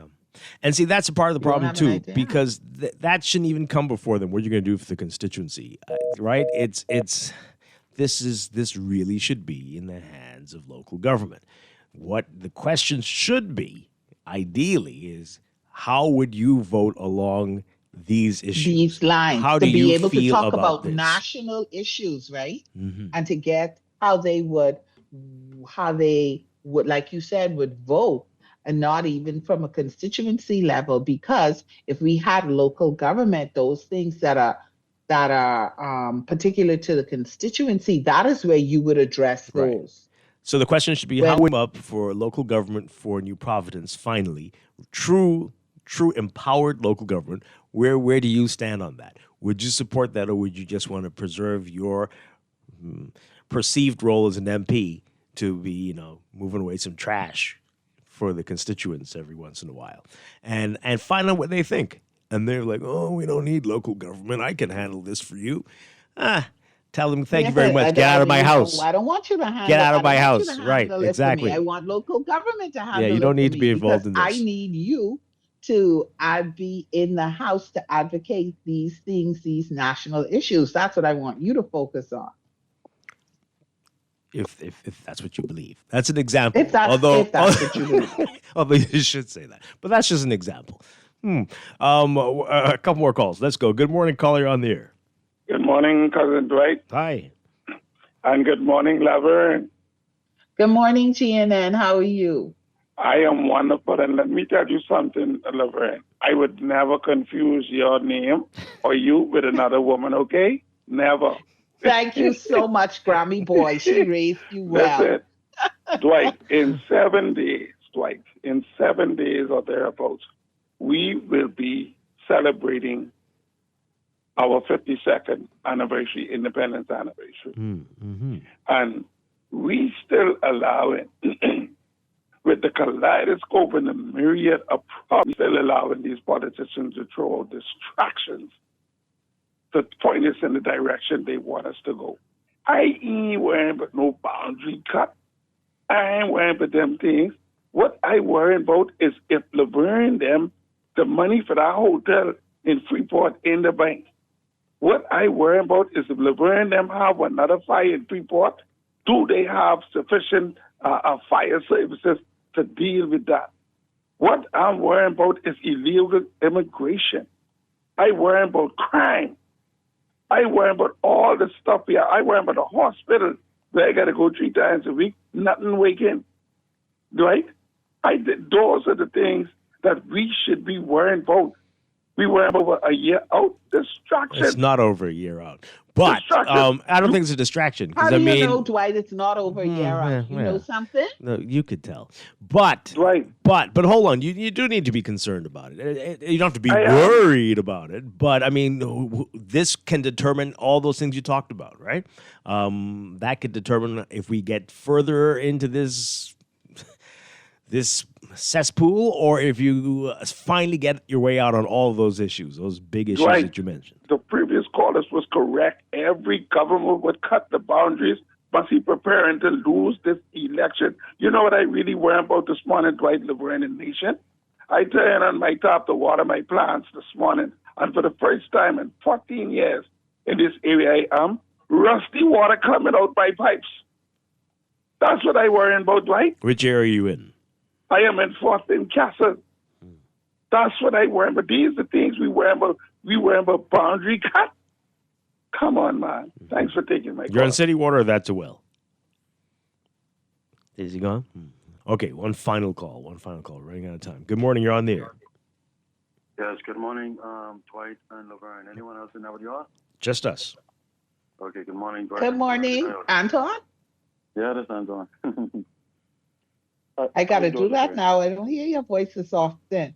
How are you? Yeah. I gotta take Dwight to the prayer room. Okay. Oh yeah. Okay. Yes, Dwight. But Dwight, let me ask you a question. Over the years that you have been voting, before I get into my point, do you find yourself voting along one particular party line, or do you find yourself voting along the best candidate, and that may be party lines? It depends on the year. I've been all over the place. I've never voted for the same party twice in a row. I don't think so.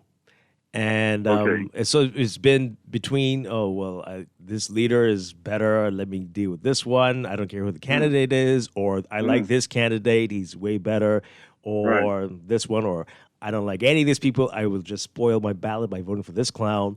I've done all of them. Everything. Okay. Mm-hmm. The reason why I ask is because what you are suggesting, not only is it against the way our political system, our parliamentary system is set up, it doesn't even work in terms of practicality. Which Simply one? Because when you have bills that are going to parliament, right? Persons stand on behalf of the constituency that they represent, right? However, at the local level, are you taking polls within your constituency to determine what the people want and what they don't want, and then taking that to Parliament? Do you think that's happening in our country, Dwight? Oh, it's absolutely not happening. Okay, absolutely not. So therefore, Dwight, when you look at how the takes place in our country, it is not along the lines of individual MPs. It is along the line of the overall general arching mandate of that party. Yeah, that's a problem. And that is a part of the problem. And I'm simply breaking it down to point to you that in no way, shape, or form does governance and selection of governance through the members of parliament lend to your topic, which you are prescribing to. Because that's not I don't think you're disagreeing with us. We're saying that this system is designed to work for the government and the party, and Now, not for the constituents. It wasn't always that way. It was not always that way. There was a time, certainly through the Salinan, Pinland, Arthur Hanna era of politics in our country, right on up to perhaps sometime in the 90s, there were MPs that you could find sprinkled throughout the government that actually still carried that kind of participation and activism out within their constituencies. But it no longer happens. In addition to that, we have changed from even kind of or resembling that kind of governance when we have cabinets that are supermajorities in the parliament that outweigh backbenchers of any party. Therefore, the mandate of the cabinet is what is actually carried through, and not the mandate of the parliament, where you're supposed to have 39, in this current dispensation, 39 independent thinking members of parliament who form the government on one side or the next, but actually represent the people. That voice is not carried through in parliament, is actually smothered. Okay. So you are with former Prime Minister Hubert Ingram calling to agree with what we're saying. Mm-hmm. It started with the former Prime Minister with these supersized cabinets, and it is a travesty that lends to digression and not advancement of our people and the majority interest in our country. And this is where the special interest gets to take advantage of government, the resources, and the types of actions that the government carry out on a daily basis, and not the people in the majority. There's several other points, but I know that you have to go to your break, and so I believe I've said more than enough to really sink the point home. Anyway, thank you for the opportunity. God bless. Did you disagree with anything we said? I don't. What just happened? This system's not serving us well. Just making it clear why. Reinforcing it? Okay, thank you, Anton. I appreciate just it. Thank you. Because that's what we're saying. And I guarantee even back then, those folks were going to the constituency to tell people what we're going to do. We're not coming to get your ideas. We're going to tell you this is what we're doing, and this is why we're accepted. Yeah. But okay. Glad that we agree. Let's take a break. This is Morning Blend on Guardian Radio 96.9. Girl, here's my number.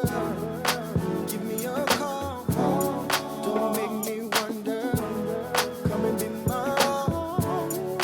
When you fall, I'll be there to pick you up. Girl, I'm empty for you. Let your love fill my heart. Pick me. Only one item? Are you tired of limited choices? I'll have the one item on the menu, thank you.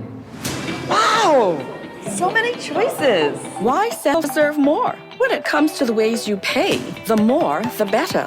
With a variety of payment options available, you can enjoy the freedom to choose what works best for you. Choose freedom. Choose flexibility. Choose from the full menu of payment options. The future of pay is digital.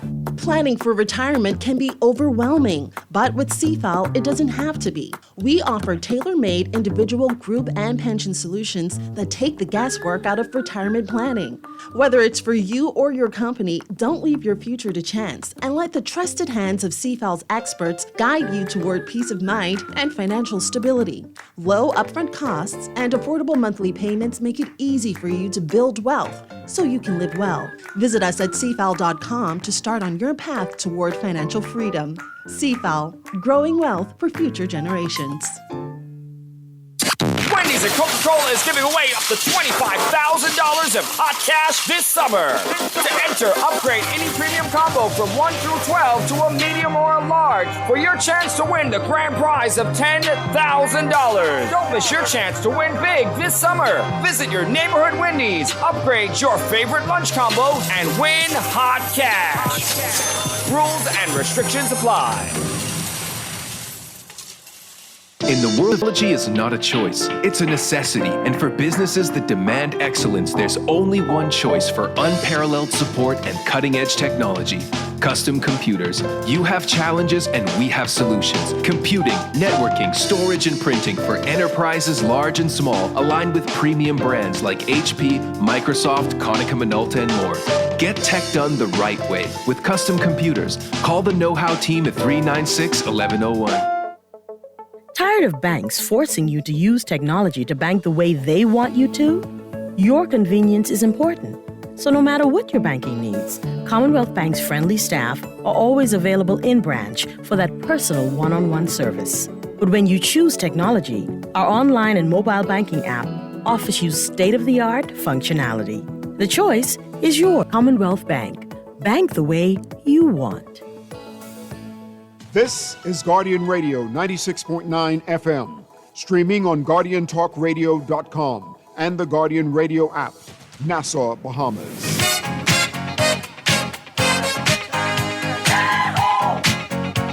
This is your celebration. Celebrate good times, come on. Let's celebrate. Celebrate good times, come on. Let's celebrate.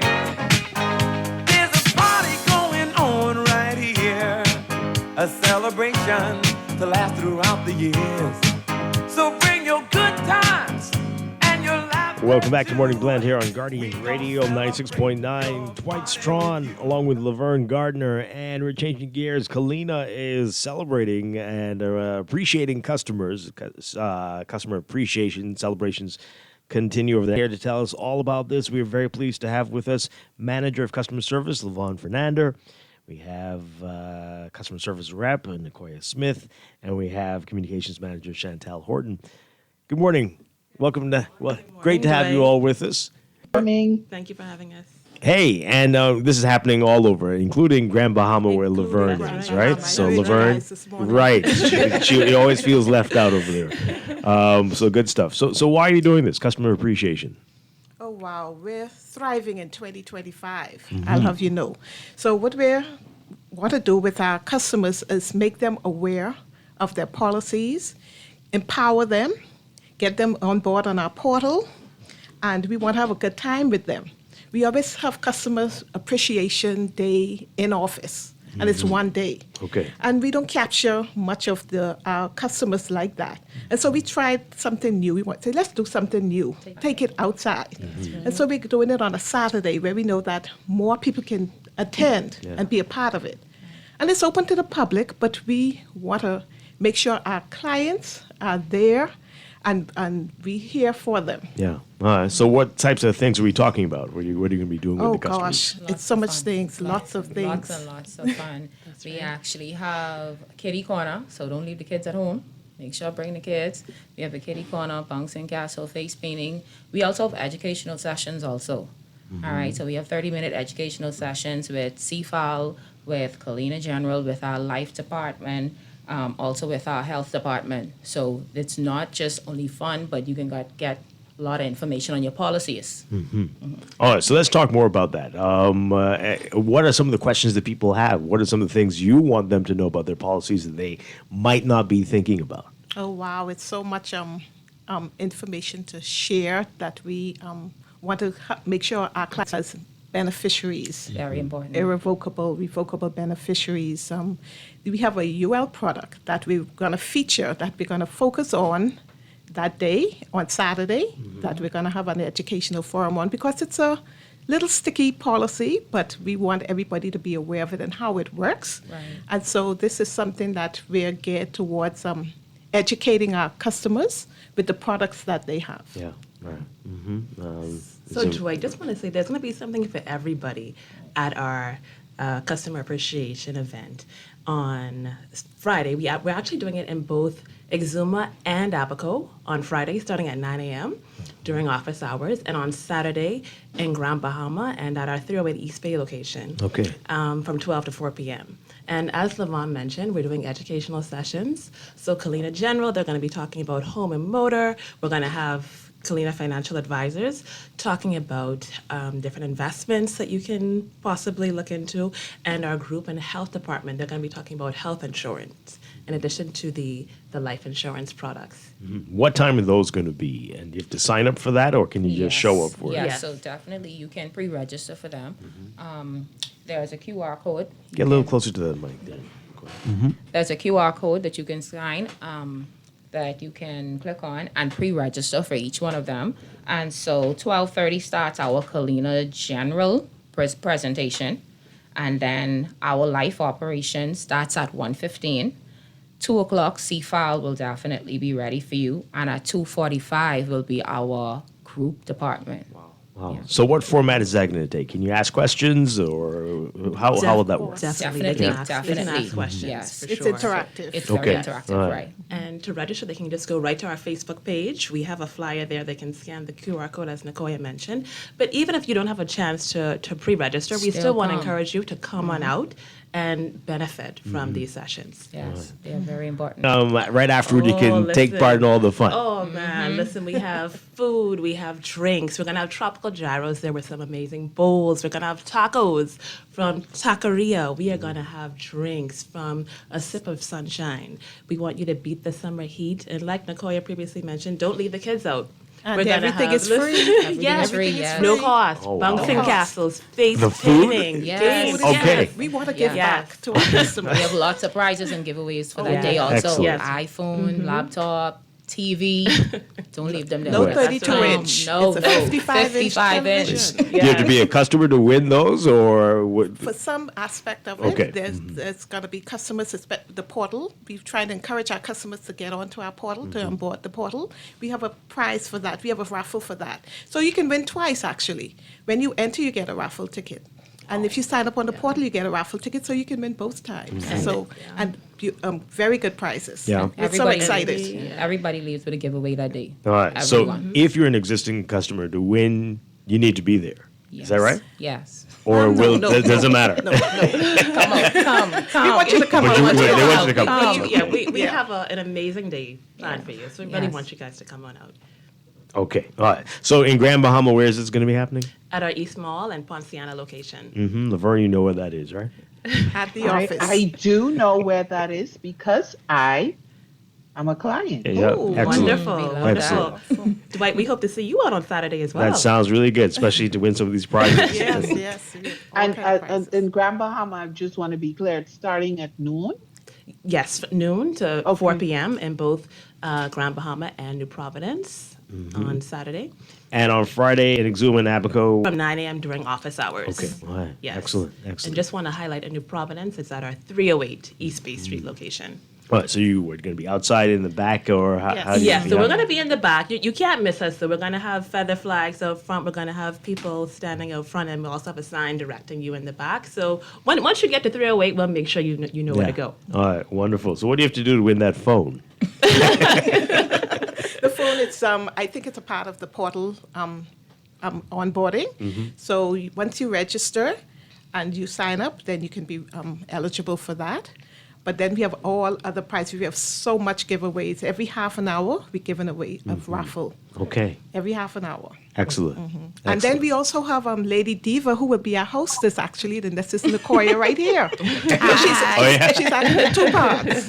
So she will be our hostess, and so she'll be engaging everybody. All day. And all day, yeah. We're going to have a good time. We're going to have a really good time. Okay. All right. Wonderful stuff. Remind folks again, Friday in Exuma and Abaco, starting at 9 a.m. during office hours. And then on Saturday, July 5th, we are at our Freeport Ranch, East Mall and Ponciana Drive, and also in New Providence at our 308 East Bay Street location from 12 p.m. to 4 p.m. All right. If you have questions, come out. Come on out. Questions, Questions. come and soak up educational everything. sessions. Come eat some good food, enjoy some drinks, and bring the kids along for the kids. Bring everybody. Get your giveaways. Don't leave without your giveaways. Oh, boy. We're giving away things. Things. Come for the things. Yeah. All right. Wonderful stuff. Looking forward to it. Lavon Fernandez, Nicoya Smith, and Chantal Horton. Thank you. Thank you all for being here. Thank you for having us. Looking forward to a great couple of days with you all. Awesome. Thanks so much. We're going to break for news and then tell you about the Independence celebrations. They've started already. We'll get all the details coming up. This is Morning Blend on Guardian Radio 96.9. It's time to come together. It's up to you. What's your pleasure? Everyone around the world, come on! This is Guardian Radio 96.9 FM, streaming on GuardianTalkRadio.com and the Guardian Radio app, Nassau, Bahamas. The views and opinions of the hosts and guests are their own and do not necessarily reflect the views of the management and staff of Guardian Radio. Wake up, it's a new day. Wake up, it's a new day.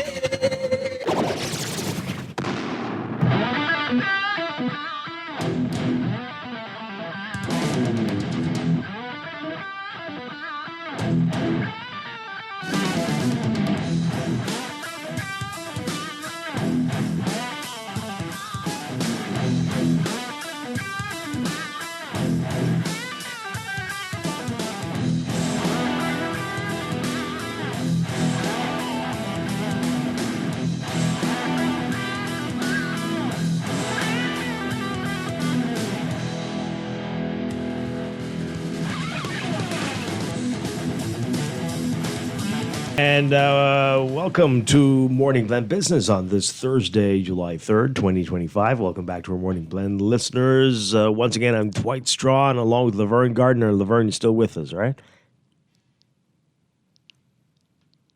Yes? Is she muted? Yes.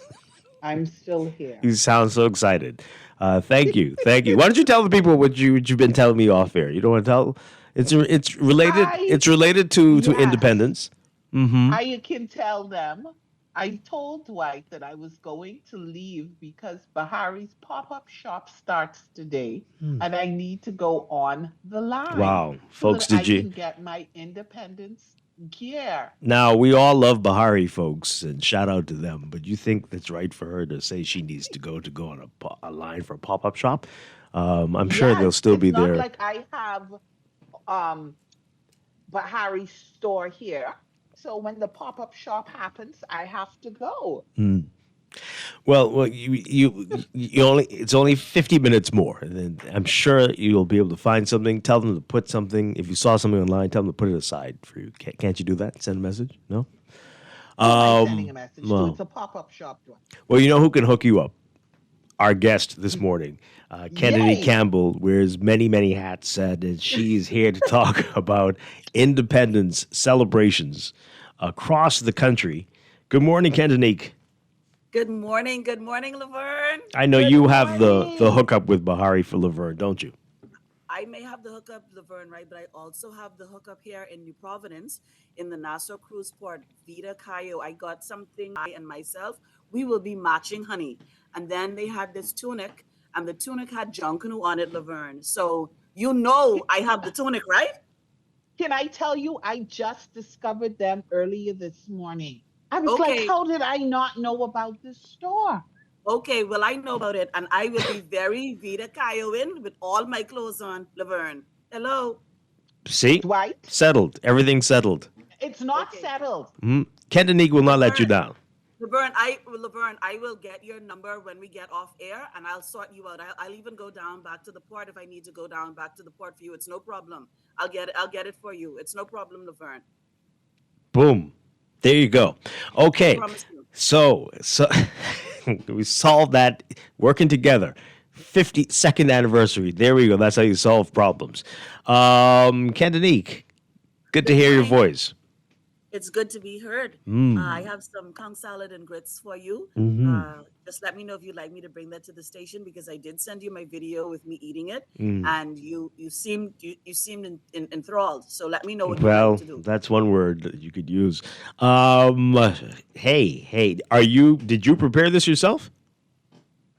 Yes, Dwight, I buy the conch. I come home, I make the conch salad, and then I cook the yellow grits. And how long ago did you make this conch salad? Dwight, we make it the morning of. Okay, Saturday good. morning. I sent you that video. No, I mean the one that you're bringing today. I haven't made it yet. Okay. I haven't made it yet. Laverne, you want us to send you some of that yellow grits and conch salad to eat together? She's gone quiet now. Okay. Laverne went quiet on that one. Yeah, that's her response. All right, so we are talking about independence. Very long list. Wow. And we are here on the, what is it, the 2nd? The 3rd of July. So we've already gone through some of these. Let's talk about the ones that have passed so far, and then we'll get into what's to come. So, of course, we had the National Day of Prayer and Reflection that was on June 30th. The 29th, of course, we kicked everything off with the Beat Retreat, and that was a wonderful experience. We had a lot of young members of the military forces, and it was joint military forces.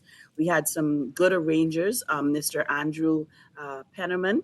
He's a Saxon superstar. He arranged some of the music for the Beat Retreat, and that was absolutely fantastic. It was good because he was a Saxon, or just because he's talented? Because he's talented and because he's a Saxon. Okay. Yeah, but those two things go hand in hand. Oh, okay. Absolutely. Yes. And then June 30th, we had the National Day of Prayer and Reflection. All Bahamians, they were able to go to church. I mean, of course, we go to church on Sundays in any event, but Mondays, that was a different type of prayer and reflection. We asked God for guidance to take us into years to go on. It was an opportunity for us to pray and to congregate together. And then we had the National Flag Raising Ceremony. And that day we wore our aquamarine, we wore our gold and our black, Bahamians home and abroad, corporate and government Bahamas. We raised the flag at 9 a.m. across the country. All foreign countries that have ambassadorships in them, they raised their flags as well. We raised our flags on the Family of Islands. We raised it, of course, first at the Governor General's home. And it was a monumentous occasion because at this exact same time, 52 years ago, the flag was raised. And then on Wednesday was the National Day of the Family. And that's where we asked for families to strengthen their bond, to show that, and to be quite honest, Dwight and Commonwealth of the Bahamas, not all family is blood. Some family we inherit and they become more like family to us than anybody else. And so that was time for us to have meaningful conversation, do things that we would not normally do on a regular basis, maybe shoot some marble in the dirt, maybe have some salty or some or some cup, just something that we do as a family. And Thursday, of course, today, we kick off National Wellness Day. And this is, of course, to promote physical and mental health, emotional health, because a lot of times we talk about mental health, but does anybody really take it for what it's worth? Because a lot of us are just walking around in a gloom. But this is a day for wellness, and mental health plays a very, very large role in that. And then tomorrow, of course, is our National Pride Day, much like the 242 Day that you always speak about, Dwight, and that we stated due to your conversation. That's a day for us to have national pride. That's where we say, I's a Bahamian boy. You dress up in your Bahamian things, your colors. If you want to go to work in a tomorrow, that if like Dwight, just let the people come and stay our place. Okay. Right? Okay. Let the people come in their headpiece, the shoulder piece, skirt, whatever. Let the people enjoy themselves, Dwight. Let them show Hi, I just want you to know I'm back. We see you. We see you reach, Laverne. We Thank see you you. reach. We see you reach. I'm sorry, I didn't leave. It's overcast a little bit. It's a little gray, so of course my power went out. Oh my gosh. It's like every Oh, time yeah. you're on the air with us, your power goes out. What's happening? Oh yeah, so my power went out. So now I just had to quickly run a hotspot so I could log back on because it's still out. Oh man. Oh boy. Okay. Oh, Yeah, Laverne, yeah. that happened to me. Yikes. Because of the clouds. All right. So Ken Danique, I just have a question about if you do decide to go to work on National Pride Day in a Junkanoo costume, can you sit in a Junkanoo costume at your desk? What is that experience like?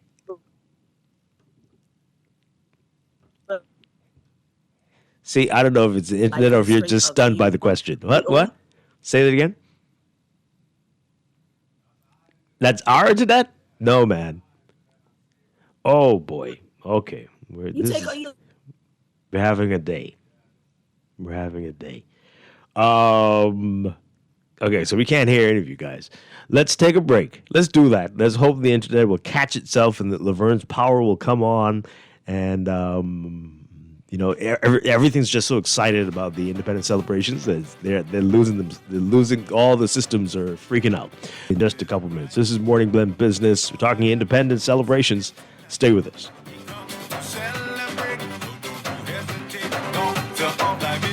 I need my medication. We having a party, a bohemian party. Everybody dancing, having fun. And when we party hardy. Breaking and scraping till the morning come. Ain't going nowhere till the rising sun. Mr. DJ, let the music play. Bohemian all night, all night, all day. All right, so I think we sorted it out. Ladies, we can hear you again. So I was asking Ken Danique, can you sit down and do your work if you wear a Junkanoo costume to work on National Pride Day tomorrow? How would that look and feel? And I just want you, hello, Dwight, can you hear me? Yes, we can.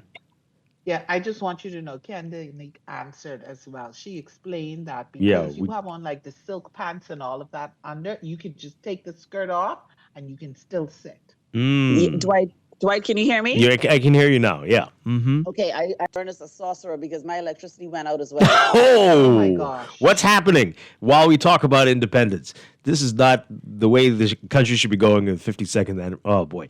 But so you're still with us. I'm with you. Okay. I just logged on to my phone. I just came off of my computer. Yikes. So, okay. Let's get back because people are going to need this. Clearly, today you say is National Wellness Day. Let's get back to that, especially when it comes to mental wellness. With lots of trials and things testing you on days like today. But what should we be doing? What will be happening on a day like that today? So, of course, with today being National Wellness Day, we want Bahamians throughout the Commonwealth of the Bahamas to take mental health extremely important. We're asking for civic and government office and agencies to enlist health facilities or make sure that you have the accommodations for persons if you see that they're mentally drained or mentally fatigued, to have the conversation and maybe just turn to somebody and say, hey, are you okay? Sometimes a hug is just simply all that you need. A lot of times we think about what is our tourism product. And if you read some of the magazines, even if you read Condé Nast, you will see that I myself gave a comment in terms of what makes people happy. And our product is actually our people. So if you take an opportunity, Dwight, just to say, hey, how you doing? You all right?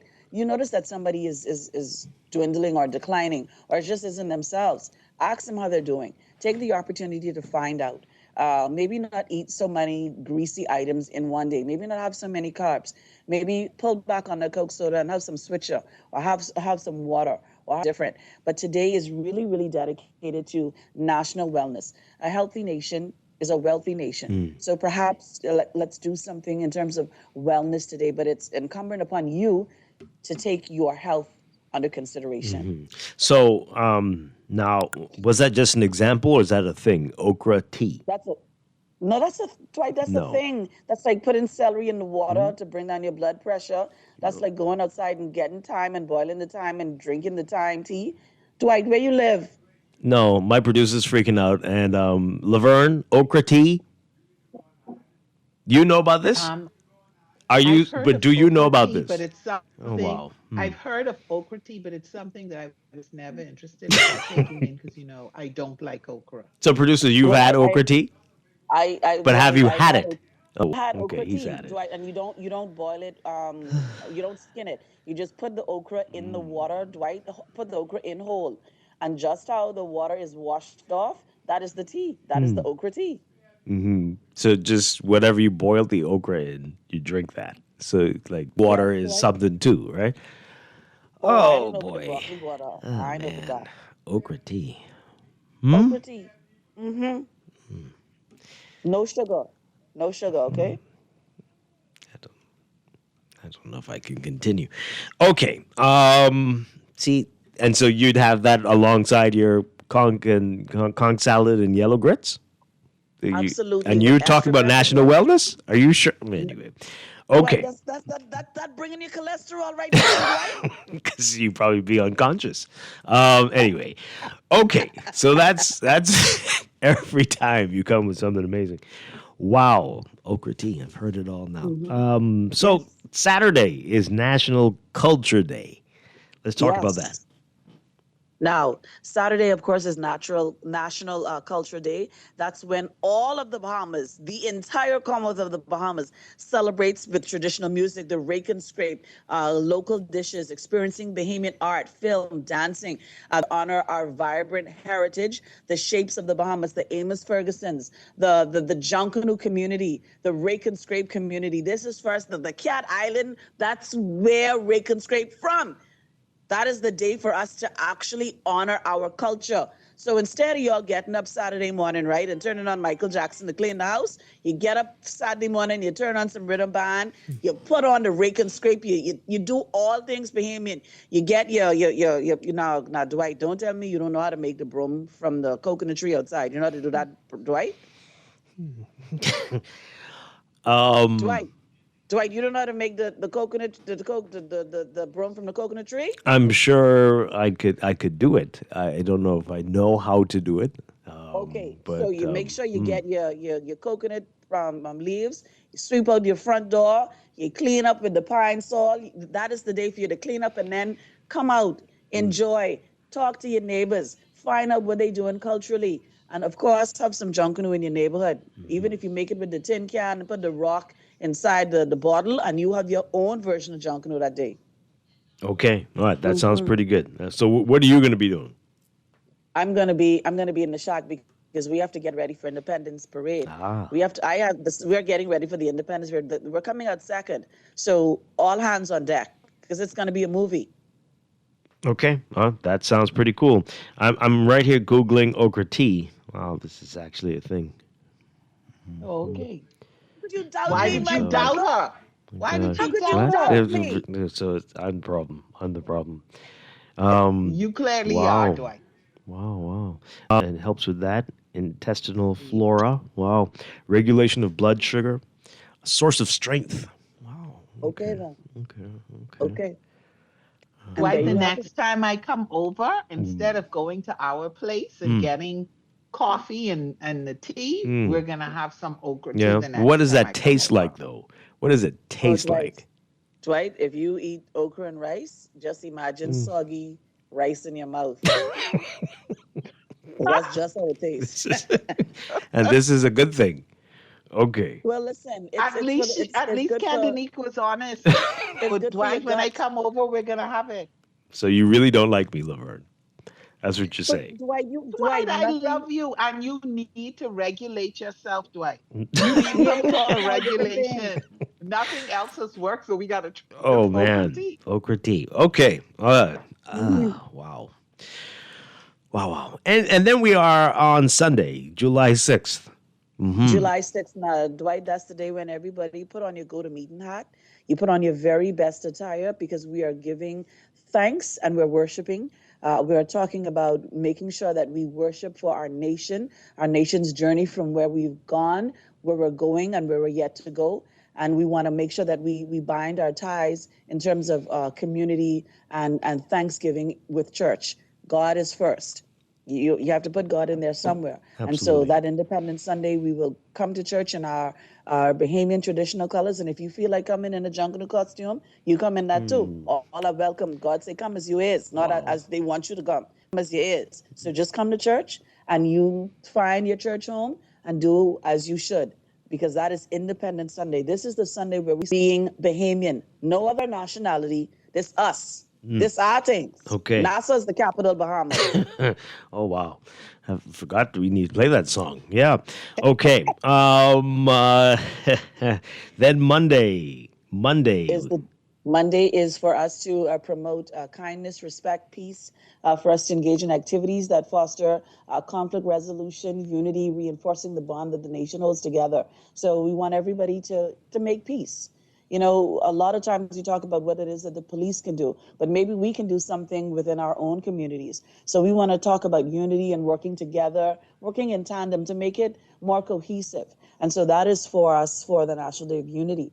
And then we roll directly into our National Day of Service, which are members of the community, civic organizations, corporate partners across the Bahamas with their neighbors to support local projects and strengthen the bonds that tie us together, because we are not able to do it in solo. We have to work together. You know, we don't live in isolation. So it has to be a day where we do these things. We have to stretch our hands across the proverbial road, and we have to work together.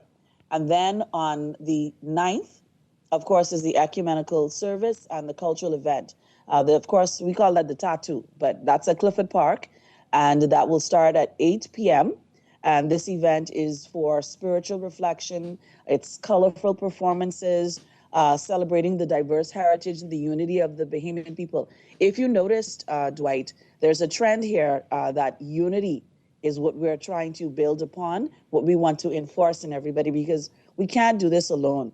It's legitimately about unity. It's about our heritage and holding something near and dear. And then Wednesday, after you leave Clifford Park, right, you are going to walk to Bay Street or drive to Bay Street, because you're still in the night now, Dwight. Of course. The ecumenical service starts at 8 p.m. You are going to drive or walk in your Bahamian colors to Bay Street, Bay and East Street. There's going to be a very, very short jacket presentation by the JDA. And then at 1 a.m., the Junkanoo begins, Dwight. This is an opportunity for Bahamians to have their cultural craft explode on Bay Street. You sound very excited. Mm-hmm. Ma, Dwight Junkanoo coming, Dwight Junkanoo reach. That's the time for us to, Dwight, that's the time for us to act how we feel. Our apple. So when the drum rolls over and you feel the tenacity to move, it's Junkanoo time. 1 o'clock sharp, we rolling over. One group coming out first, and then the Saxons coming out second, and that's us. Other groups there too, but I don't have, I mean, you want me to give But it? Saxon's all that matters. One group coming out first. Other groups coming out. The Saxons coming out. I love that. Wow. Laverne, what you want me to say? What you want me to say, Laverne? Nothing else. That was well said. I telling you. So, but we do have other groups that are coming out, right? So Genesis is going to come out first. Then we have the Saxon Superstars. They are the 4-time winners on Bay Street. That's not needed right now. You don't need to get into all that. Just say the name of the group. I just wanted you to be clear on what was happening, Dwight. Okay. All right. Okay? Right. And then you have the two valleys, right? Then you have... They're coming out together? Laverne, they should, because it can take two of them to beat one group. Wow. Right? So they're the two valleys, and the Saxons is the mountain. No, sorry. But anyway, go on. That was too easy. No, then you have the two valleys. Then you have the music makers. You have the Roots, and then closing out the parade, you have One Family. That's March or Die Now. One Family. They bring the razzle and the dazzle. That's the name? What? No, one Oh, family. that's The name of the group is One Family John Canoe organization. Mhm. But One Family is very creative. The last time the ladies looked like show dolls. They were in aquamarine and yellow or gold. I'm sorry, they were absolutely beautiful. But it's going to be some razzle on Bay Street because this is independence, so we have to do it different. We there may be some independence music that is going to completely take us out of this world. I'm telling you, Dwight. Please come to John Canoe, Dwight. Okay. All right. Excellent. Sounds it's gonna No, be great. Dwight, come to John Canoe. You If say I'm awake, Airbnb I'll to be never there. reach. If I'm awake, I'll be there. All right. Dwight, you awake at 1 o'clock, but Kendinique, I have a question. What Go am I ahead. supposed to do in Grand? It's gonna be my question Where as am I well, going? and the rest of the country. Where we going? We going not in front of even the TVA. Well, listen, we can be the JCNP. We'll stream live so that you could have a little taste of John Canoe. But Laverne, y'all supposed to have the swingers and platinum nights. Y'all supposed to have your own John Canoe. What's wrong with y'all? Are there any specific events for Grand Bahama and any of the other islands? There are specific events for the Family of Islands, but they're supposed to create their own event, Dwight. Mm-hmm. You can't expect the people to do everything, that Dwight. Someone have to take some responsibility. Mm-hmm. You hear that, Laverne? Let me go and look and call off our event. Yes, So, yes. Please do that. Please do that. And then on Independence Day, other than the rush in the morning, there are some things in the afternoon as well.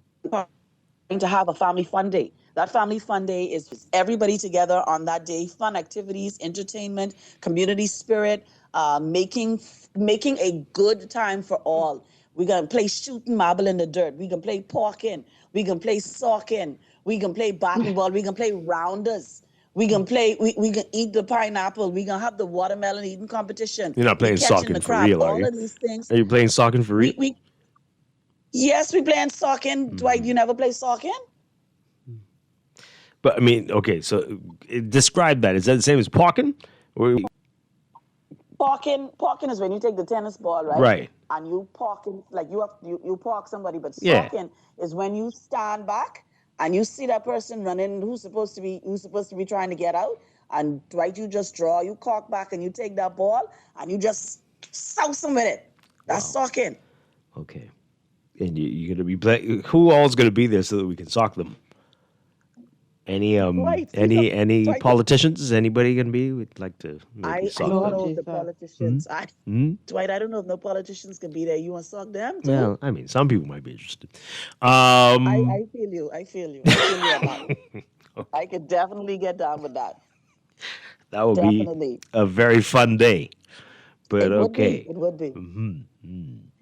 Okay. But And then definitely. Okay, I just want to let you know I have found it. our schedule. Yeah. I knew we had a schedule, but I just wanted Kendinique to say it because it was, she makes it so exciting. Like I'm ready to go now. But Laverne, what you could do, right? Y'all could send for me, and I could say this on your radio in Freeport. I mean, we reach, Northern Services is a thing. You could send for me. Or you could send it to me right now, Laverne, and I'll send it to Cantonique so she could read it right now. How about But you that? could do I that will too. do that. Yeah, let's You do could do that. But too. I like the first idea better. To send Me you, too. send for for you. Send for me, baby. Send for me. Absolutely. Oh, this is it? Yeah? Okay, this is the one look like yours too? You sent it, Laverne? I'm sending it now, Dwight. So impatient. There you, go. Ti- I just time is sent going. it to you. Oh, yeah. I this is just the same sent it thing. to you. Yeah, okay, yeah. All right, so Cantonique, you It's have it. very colorful. Yeah, boy, this is Very colorful. who designed this? This is I'm cute. not sure, but it's color. It's very colorful. I want to go But to then Grand Bahama. when you design, But anyhow, that's What, the graphic oversell it? artist. No, Oh, me too. it can get too busy. Oh, yeah. Laverne, Well, it looks like a lot of fun. I feel jealousy. Laverne, this look good. This looks really good. Yeah, man. Oh, man. Okay, so Cantonique, you ready? I am ready. I'm ready. Welcome home calendar of events for the Ministry of Grand Bahama, July 2nd to the 10th. On Wednesday, we have the Battle of the DJs. On Thursday, Wait, hold on. So, Laverne, did you go to the Battle of the DJs? That was Wednesday night, last night? Postponed due to inclement weather. Oh, really? Dwight, you have to focus now. Okay, but don't go too fast because we want to talk about some of these things. Yeah. So do you know when that's been rescheduled for? No, we have to stay tuned to the social media pages. I see. Okay. Oh, okay. Mm-hmm. Okay. So then on let's try. Today is Thursday. Mhm. So Yes. we have the Fishing Hole Cultural Village signage unveiling. What is happening? And I have the the iconic Grand Bahama sign. We're gonna have that unveiling. Yeah. You've like heard they have about in this? Cat Island. Yes. Oh, okay. Yes. Oh, that should be interesting. Oh, that should be nice. That That's should be nice. Now you see, that's what you should be going to instead of any pop-up shop. Anyway, 11:30 this morning. That sounds pretty cool. Yeah, I can make that. Yeah. Okay. I can make that. Good. And then we have the Welcome Home GR Expo. That's going to be at Grand Lucayan Convention Center, 10 a.m. to 4 p.m. Laverne, will be going to that? No, I have a full day Friday. No. Okay. Do you know what this is about, though? Have you heard anything about it? I have. Yeah. What type of stuff are they doing there? Why don't you? I do have a full day, but Okay. But I would like you to stop interrupting Kennedy. I'm sorry. Please. I'm sorry. Thank you. And then on Saturday, we have the road race. That's Ministry for Grand Bahama Harold de Gregory Complex. And that's going to be 6 a.m. to 9 a.m. Then on Saturday, we have the Grand Cultural Festival. That's downtown Freeport, Grand Bahama. And that kicks off at 7 p.m. Where would that be, Laverne? It just said downtown. I would like What I does would that like to mean? finish. Wait, That they means closed the fun. road? That means fun. Yes. Do they? You go into the they cordon certain sections off in the downtown area. They set up so it's going to be food, fun, entertainment, all of that. Oh, that sounds pretty good. And Wow. then Oh, on what? Sunday the 6th. Oh, my producer went last year? Year before. Okay. So it sounds like that's a good time. Wow. And then on Sunday the 6th, we have the ecumenical praise and thanksgiving service at First Baptist Church at 3 p.m. That means big hat, big hanky, Bahamian colors. Everything Bahamian, all your Bahamian church regalia. Now, Laverne, y'all gonna have little sausage and grits after the church service because y'all Baptist people are staying dead long. I don't know. I don't know. But I can tell you this. Dr. Russell is not known for having long services. So get to the point. Do what we gotta do. It's a special it's Baptist. It's an ecumenical service, so it's gonna be longer than the norm. Okay. All right. And those are usually very long. And then on Sunday the 6th again, we have the West End Move. Now, Laverne, speak to us about the West End Move. What's that? What's gonna happen? That's when you eat the flour cake and fry fish? That's when all roads lead to West End, and we partake in entertainment and fun down there. And typically on a Sunday, West End is a great place to go anyway. Okay. Now, Laverne, is this where we have the pickled conch? Yes, that's where we have the pickled conch. Oh, dear. Okay. Yeah, I just wanted to, I mind you, I've been to GBI on many occasions because I worked at the Ministry of Tourism for 20 plus years. So I just wanted Dwight to know that pickled conch is a thing too, Dwight. I've heard about It this. is. I've heard. It is, and it started right in West End. It is a thing. Okay. Wow. Are you going to be going, Laverne? There's a lot of pressure. Yeah. You don't want to miss There's this. a lot of pressure, Dwight, and I can tell you I choose my event. Okay. All right. Good to know. Now, I don't know if I'm gonna go. I'm gonna get to go because I'm running out of outfits because you won't let me to catch the pop-up. Kennenig already has you sorted out. I got you straight, Laverne. I got you straight. Okay. I got you straight. And then on Wednesday the 9th, we have the 52nd Independence Cultural Show and Inspection. That is where everything happens. That's at Independence Park, and that starts promptly at 7:30. So is it like ours and you go straight up to midnight with the fireworks, Laverne? Is that normally how it works? Yeah, we have entertainment. We have the entire show and the inspection. We do all of that, and we have local artists perform, and then yes, we have fireworks. Okay. So where is Independence Park? I've been to Grand Bahama many times. I don't know where that is. Okay. Do you know where Coral Road is? Eh. Maybe, What's kinda. on Coral Road? Just Bush. No, no. Kennedy, that's not right. Coral Road it has churches, it has shops, The all of funeral that. It home. no, yes, the funeral home, Rescue is on Coral Road. Okay. Okay. Okay, See, so Dwight, you see what I mean, Dwight? opposite Rescue. And that's where Independence That's Park is. Independence Park. Okay. All right. Cool. Cool. And that's Wednesday night. Wonderful. And But then Laverne, where's Thursday. your Junkanoo is? Oh Where's the yeah, do they have Junkanoo, Laverne? Junkanoo? I'm hoping that when we make that western move, it'll be there. Okay. Wow. Okay. Mm-hmm. Understood.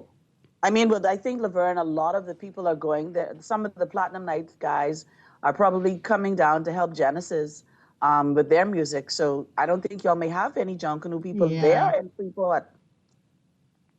You never know. Kendinique, you Yeah. know what? Tell I me. like I wanna, like on the surface, I wanna go like, yeah, that may be true, but I kind of almost feel like that was a little bit of shade. Oh no! Oh no, Laverne! I don't know if that's the junkanoo in you, No, that throwing wasn't shade, or that's just observation. No, that was an observation. See, Laverne, you can't sure throw shade all the time because, see, with Junkanoo people, you can't argue Junkanoo with people that you don't know. You shouldn't talk Junkanoo with people that you don't know because it's a very volatile situation. You must be very, very careful. And I mean, that even ain't like, no, I was just saying like the normal train of things that has been happening. They've been borrowing people from Grand Bahama to come and play in parades and street parades that are here, and for the regular parades. So it's a normality. They were normalizing this now. Oh, Saxons does it too? No, baby, we don't do that.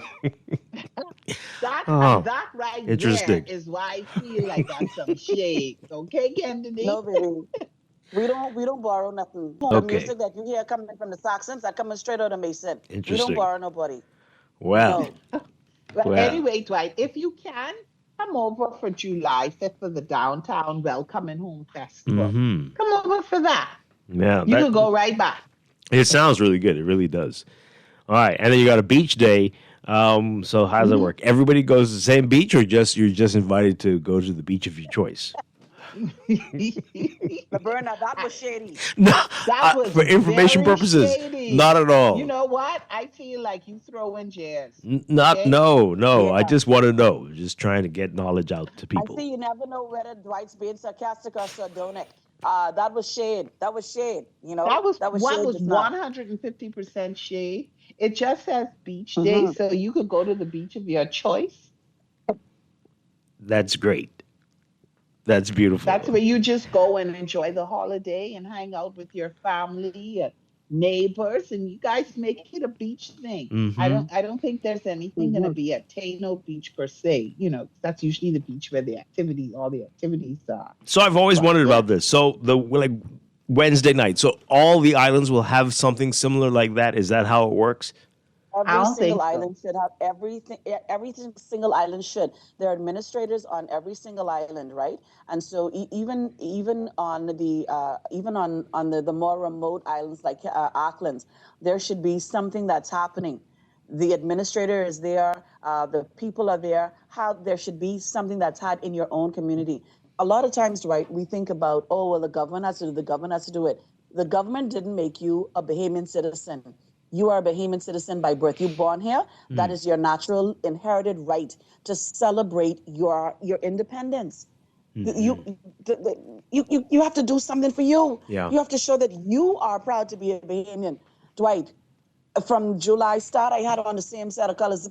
People probably wondered if I changed my clothes. I am a Bahamian. I am a Bahamian, Dwight. That's wonderful. So I'm not being shady here, but I mean, so on the less populated islands, do you still start at 7:30 or end at 9, or do you start at 10 and so you can end at 12? Which one do you do? They get to figure it out. I don't know. On the less populated islands, you start at 10 so that you can end at 12. Because yes. if they're not, I mean, in Auckland's perhaps, like you may have 400 or 500 people. You don't need to start. You don't. No. Okay. That makes sense. Yeah. All right. So there's stuff happening. Be a part of it, folks. No excuses. And do your own thing, too. Celebrate in your own way. But just have a great time. As we, Absolutely, but Dwight, we want people to remember to please come out to the ecumenical cultural event. We want people to be to Junkanoo. Now, when that's Junkanoo starts Wednesday night into Thursday morning. So you come out to the ecumenical event on 8 p.m. Wednesday night. After that is over, you walk to Bay Street and East Street. That's for the Junkanoo, and then the actual day is the family fun day. That is going to be that Thursday day. That's Clifford Park. We shooting marble, we playing parking, we eating pineapple from the string tie behind your back. We have watermelon competition, catch the crab, local entertainment. That is what is happening on Clifford Park on Thursday, 4 p.m. sharp. We're kicking it off. Okay. It's going to be great. Thank you. Great hearing your voice. And I guess we'll hear you again Tuesday night here on Guardian Radio. Oh, yeah, we're going to be talking about sex and some other types of things on Tuesday. Wow. But it's going to be hot, yeah. People like to talk about sexual relationships, you know? You know, as we speak about independence events, I don't think you need to say that right now. I want everyone to tune in. Oh, okay. All right. I hear you. Yeah. But we will be tuned in. Thank you very much. Always great talking with you. Thanks a lot. Let's take a break. Bye, Kennedy. Let's take a break. We'll be back with our final few minutes of Morning Blend Business here on Guardian Radio 96.9. Sevenfold, live your fly, enjoy yourself, live your fly. Beautiful Bahamas, 700 islands, my archipelago. Bahama Islands, they are jewels. Beaches, ocean, coral reefs, where fishes swim in schools. At Strachan, that a secure future is the greatest gift you can give your employees. That's why our tailor-made group pension solutions are designed to fit the needs of both large and small companies. With CFAL, you can provide the retirement you and your employees deserve, ensuring peace of mind and financial stability for years to come. Join the many businesses that have already entrusted CFAL to create the right pension plan for their employees, and let us help you build a brighter future for your team. Visit us at cfal.com to get started on building wealth so you can live well. CFAL, growing wealth for future generations. Southwest Plaza has so many stores, I've been trying to find a sensible way to list them all. There's CBS Bahamas, the Ashai Institute, BENC Snack World, Bamboo Shack Bahamas, there, the Athlete's Foot, and BTC, Games and More, John Bull Fine Threads, Alive, Bahari, Dairy Queen, 700 Wines and Spirits, Sandy's Clarkson Island Luck, Starbucks and Lowe's Pharmacy, plus Marco's Pizza and Lorraine. Southwest Plaza, what a wide array of stores. Southwest Plaza, stop by today and explore. Get ready to catch the thrill and win with Shell. Fuel up with $20 or more and unlock your shot at unforgettable prizes. We're talking regatta trips to Exuma and Harbor Island. Free fuel, grocery vouchers, water park passes, and more. Just snap your receipt and WhatsApp it to us at 242-422-0271. The vibes are high, the prizes are hot, and the summer is yours to win with Shell. Only at participating Shell stations in Nassau, now through August 22nd. Terms and conditions apply. With RBC, your idea of loving every journey happens now. Free up cash with affordable auto financing from RBC. With competitive rates and no bank fees, it's the perfect time to make every journey something special. Apply now to pre-qualify in 60 seconds at rbc.com/autoloan to shop with confidence. Your idea of loving your journey happens here.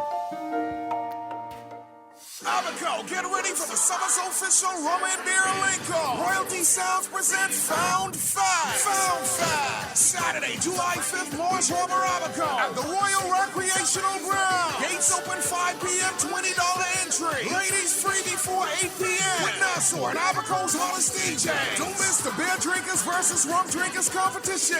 Pulling for the best side, icicle liquor. Damn rum for me. Found Fast, July 5th, Abaco. Sponsored by Collect, the Beer of the Bahamas. Drink responsibly. It's time to upgrade the way you enjoy at-home entertainment. Alive Fiber is here. Enjoy all your favorite channels and streaming apps, all at lightning-fast internet speeds with affordable bundles, and it's only a click away. Visit www.alivefiber.com to sign up now. Stay connected, live your life. It's good to be alive.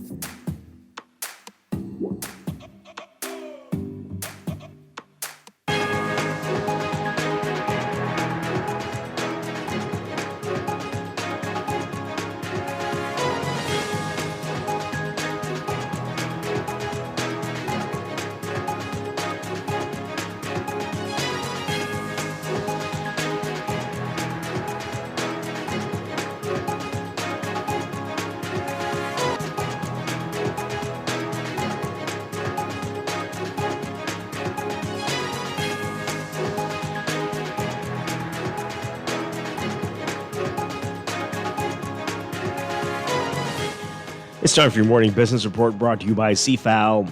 Tourism sector earnings slowed in May, according to the Central Bank of the Bahamas in its monthly economic and financial developments report for May. According to the report, initial data indicated that during the review month, May, the gains in the tourism sector earnings slowed as activity in the stopover segment remained constrained by accommodation capacity. However, the cruise segment maintained its healthy pace of growth. The report also says that preliminary data from NAD, Nassau Airport Development Company Limited, revealed that total departures, net of domestic passengers, declined by 3.2% to 133,397 in May, relative to the same period in 2024. So it says U.S. departures fell by 3.7% to 113,984, and non-U.S. international departures by 0.6% to 19,413. More on that in today's Guardian Business section.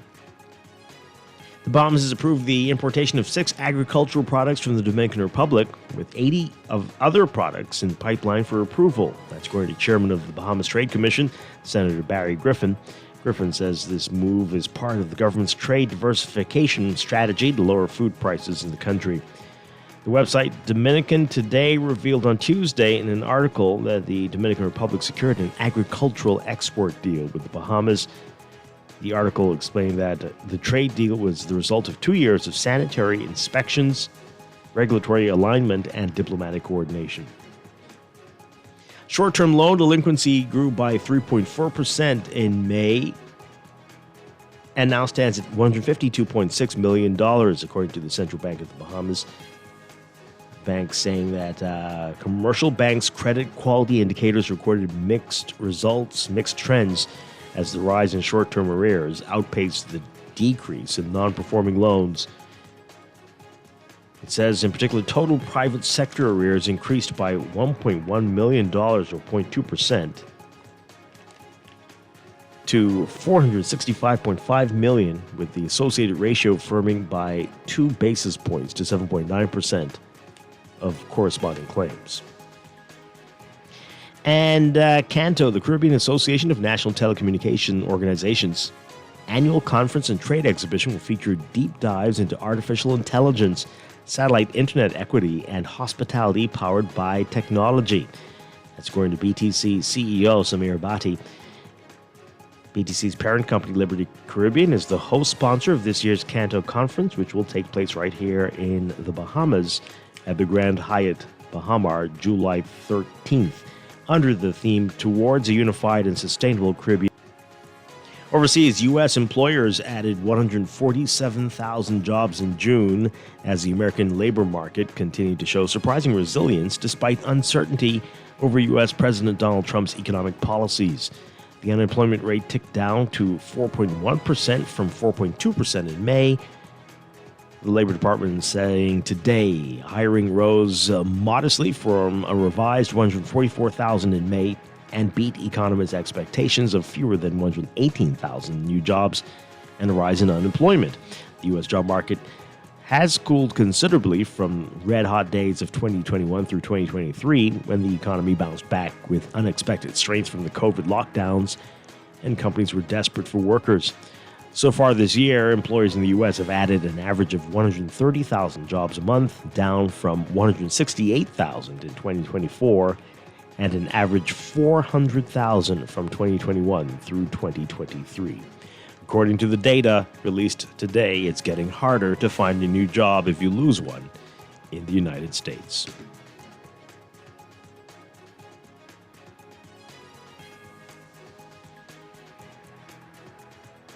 And U.S. stocks ticked higher on Wednesday to hit another all-time high. The S&P 500 rose 0.5% and set a record for the third time in 4 days. The Dow Jones Industrial Average edged down by 10 points, or less than 1%, or less than 0.1%.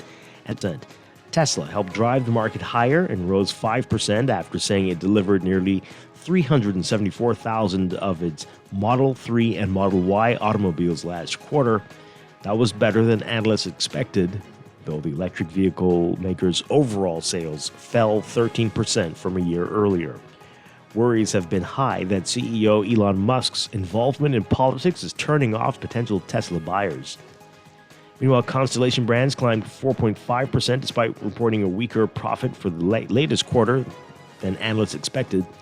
They pointed to slowing growth for jobs in the construction industry and other 4,000-calorie-plus sectors, which tends to hurt demand for its beer.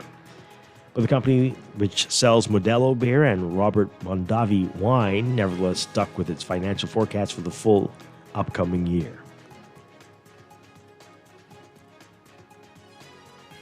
Closer to home in your market watch, your market movers on the BISX from Wednesday, Commonwealth Brewery moving 3,000 shares, down 33 cents to $10.37. CIBC, First Caribbean Bank, moving 200, unchanged at 15.45. Fidelity Bank moving 1,600, up 1 cent to 6.10. Consolidated Water up 5 cents to 6.19. Emera Incorporated down 9 cents to $11.08. The BISX All-Share Index closing at 3,038.78, down 0.36. That's your Market Watch, and that is your Morning Business Report, brought to you by CFAL, growing wealth for future generations.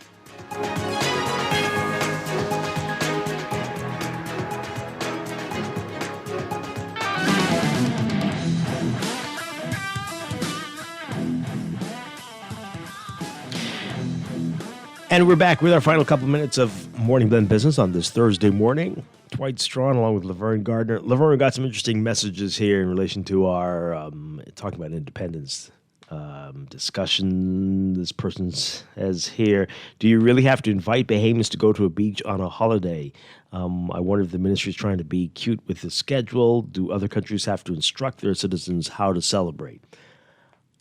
I don't think that's what it is. I mean, it's giving you some suggestions, right? Letting you know. Yeah. Right. You don't have to do that. These are the activities that, you can't do just giving suggestions. Why do we have to take it as anything else than that? No. You're free to do and celebrate the way that you would like to celebrate independence. It's just that there are activities that have been curated for the event, national activities, local activities, and the schedule is out there for you to take a part of. And as long as you do something. Celebration, right. And make it a week celebration so you give each day a theme. Hey, folks, right? I mean, you really can't please people, right? Because on the days when there is nothing, people say, we don't even know what to do. Like a day like National Heroes Day, we don't even know what to do on this day. So when they do give you something, you're complaining. And when there's nothing, you complain. I don't understand. But do whatever you want. Come up with something. Create a new tradition for people. And then maybe in 50 independence for you. Maybe in 50 years, everyone will do what you started doing on Independence Day. Like, this is now a Bahamian tradition to celebrate independence. So they're saying, I'm not complaining, just curious. Yeah, I get it.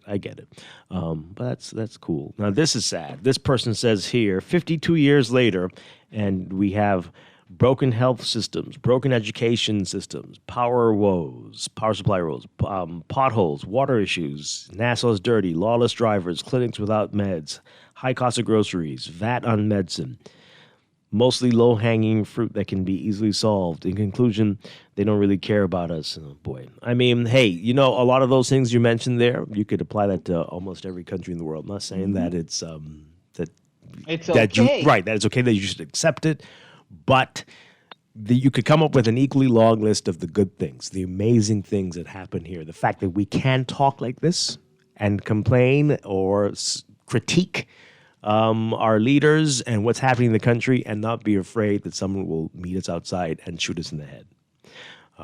So that is an amazing thing. And that we can talk about systems we'd prefer to see, and that somebody might be listening and say, yeah, I have a great idea. Maybe we can do this, and that there will be a slow tweak eventually. The wonderful thing that a whole lot of countries, near and far from us, cannot do. And despite that long list, and we could come up with even more things for what's wrong, right? It's still far better than most places on earth. We cannot settle on our laurels. We have a lot of work to do.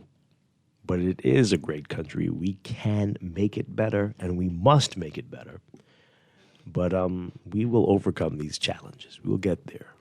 And again, you look at some places that are supposedly doing better than us and find out what's really going on. You'd be surprised. You'd be surprised. Well said, Dwight. I think that's a wonderful note for us to end. Yes. Laverne, thank you so much. Appreciate it. Enjoy yourself. Pleasure. Go to the beach. You and everybody in Grand Bahama go to that one beach. Dash to the pop-up shop and get to the pop-up shop, and Ken Neek will also sort you out. And enjoy. Have a great one. I guess I won't talk with you next week, Thursday, because it'll be Independence Day, and we will all be off. Yeah. So have a great one. Okay. I'll be back tomorrow morning, though, with more Morning Than Business right here on Guardian Radio 96.9. Dwight Strachan, have a great day. Stay tuned for On the Clock with Aaron Green next.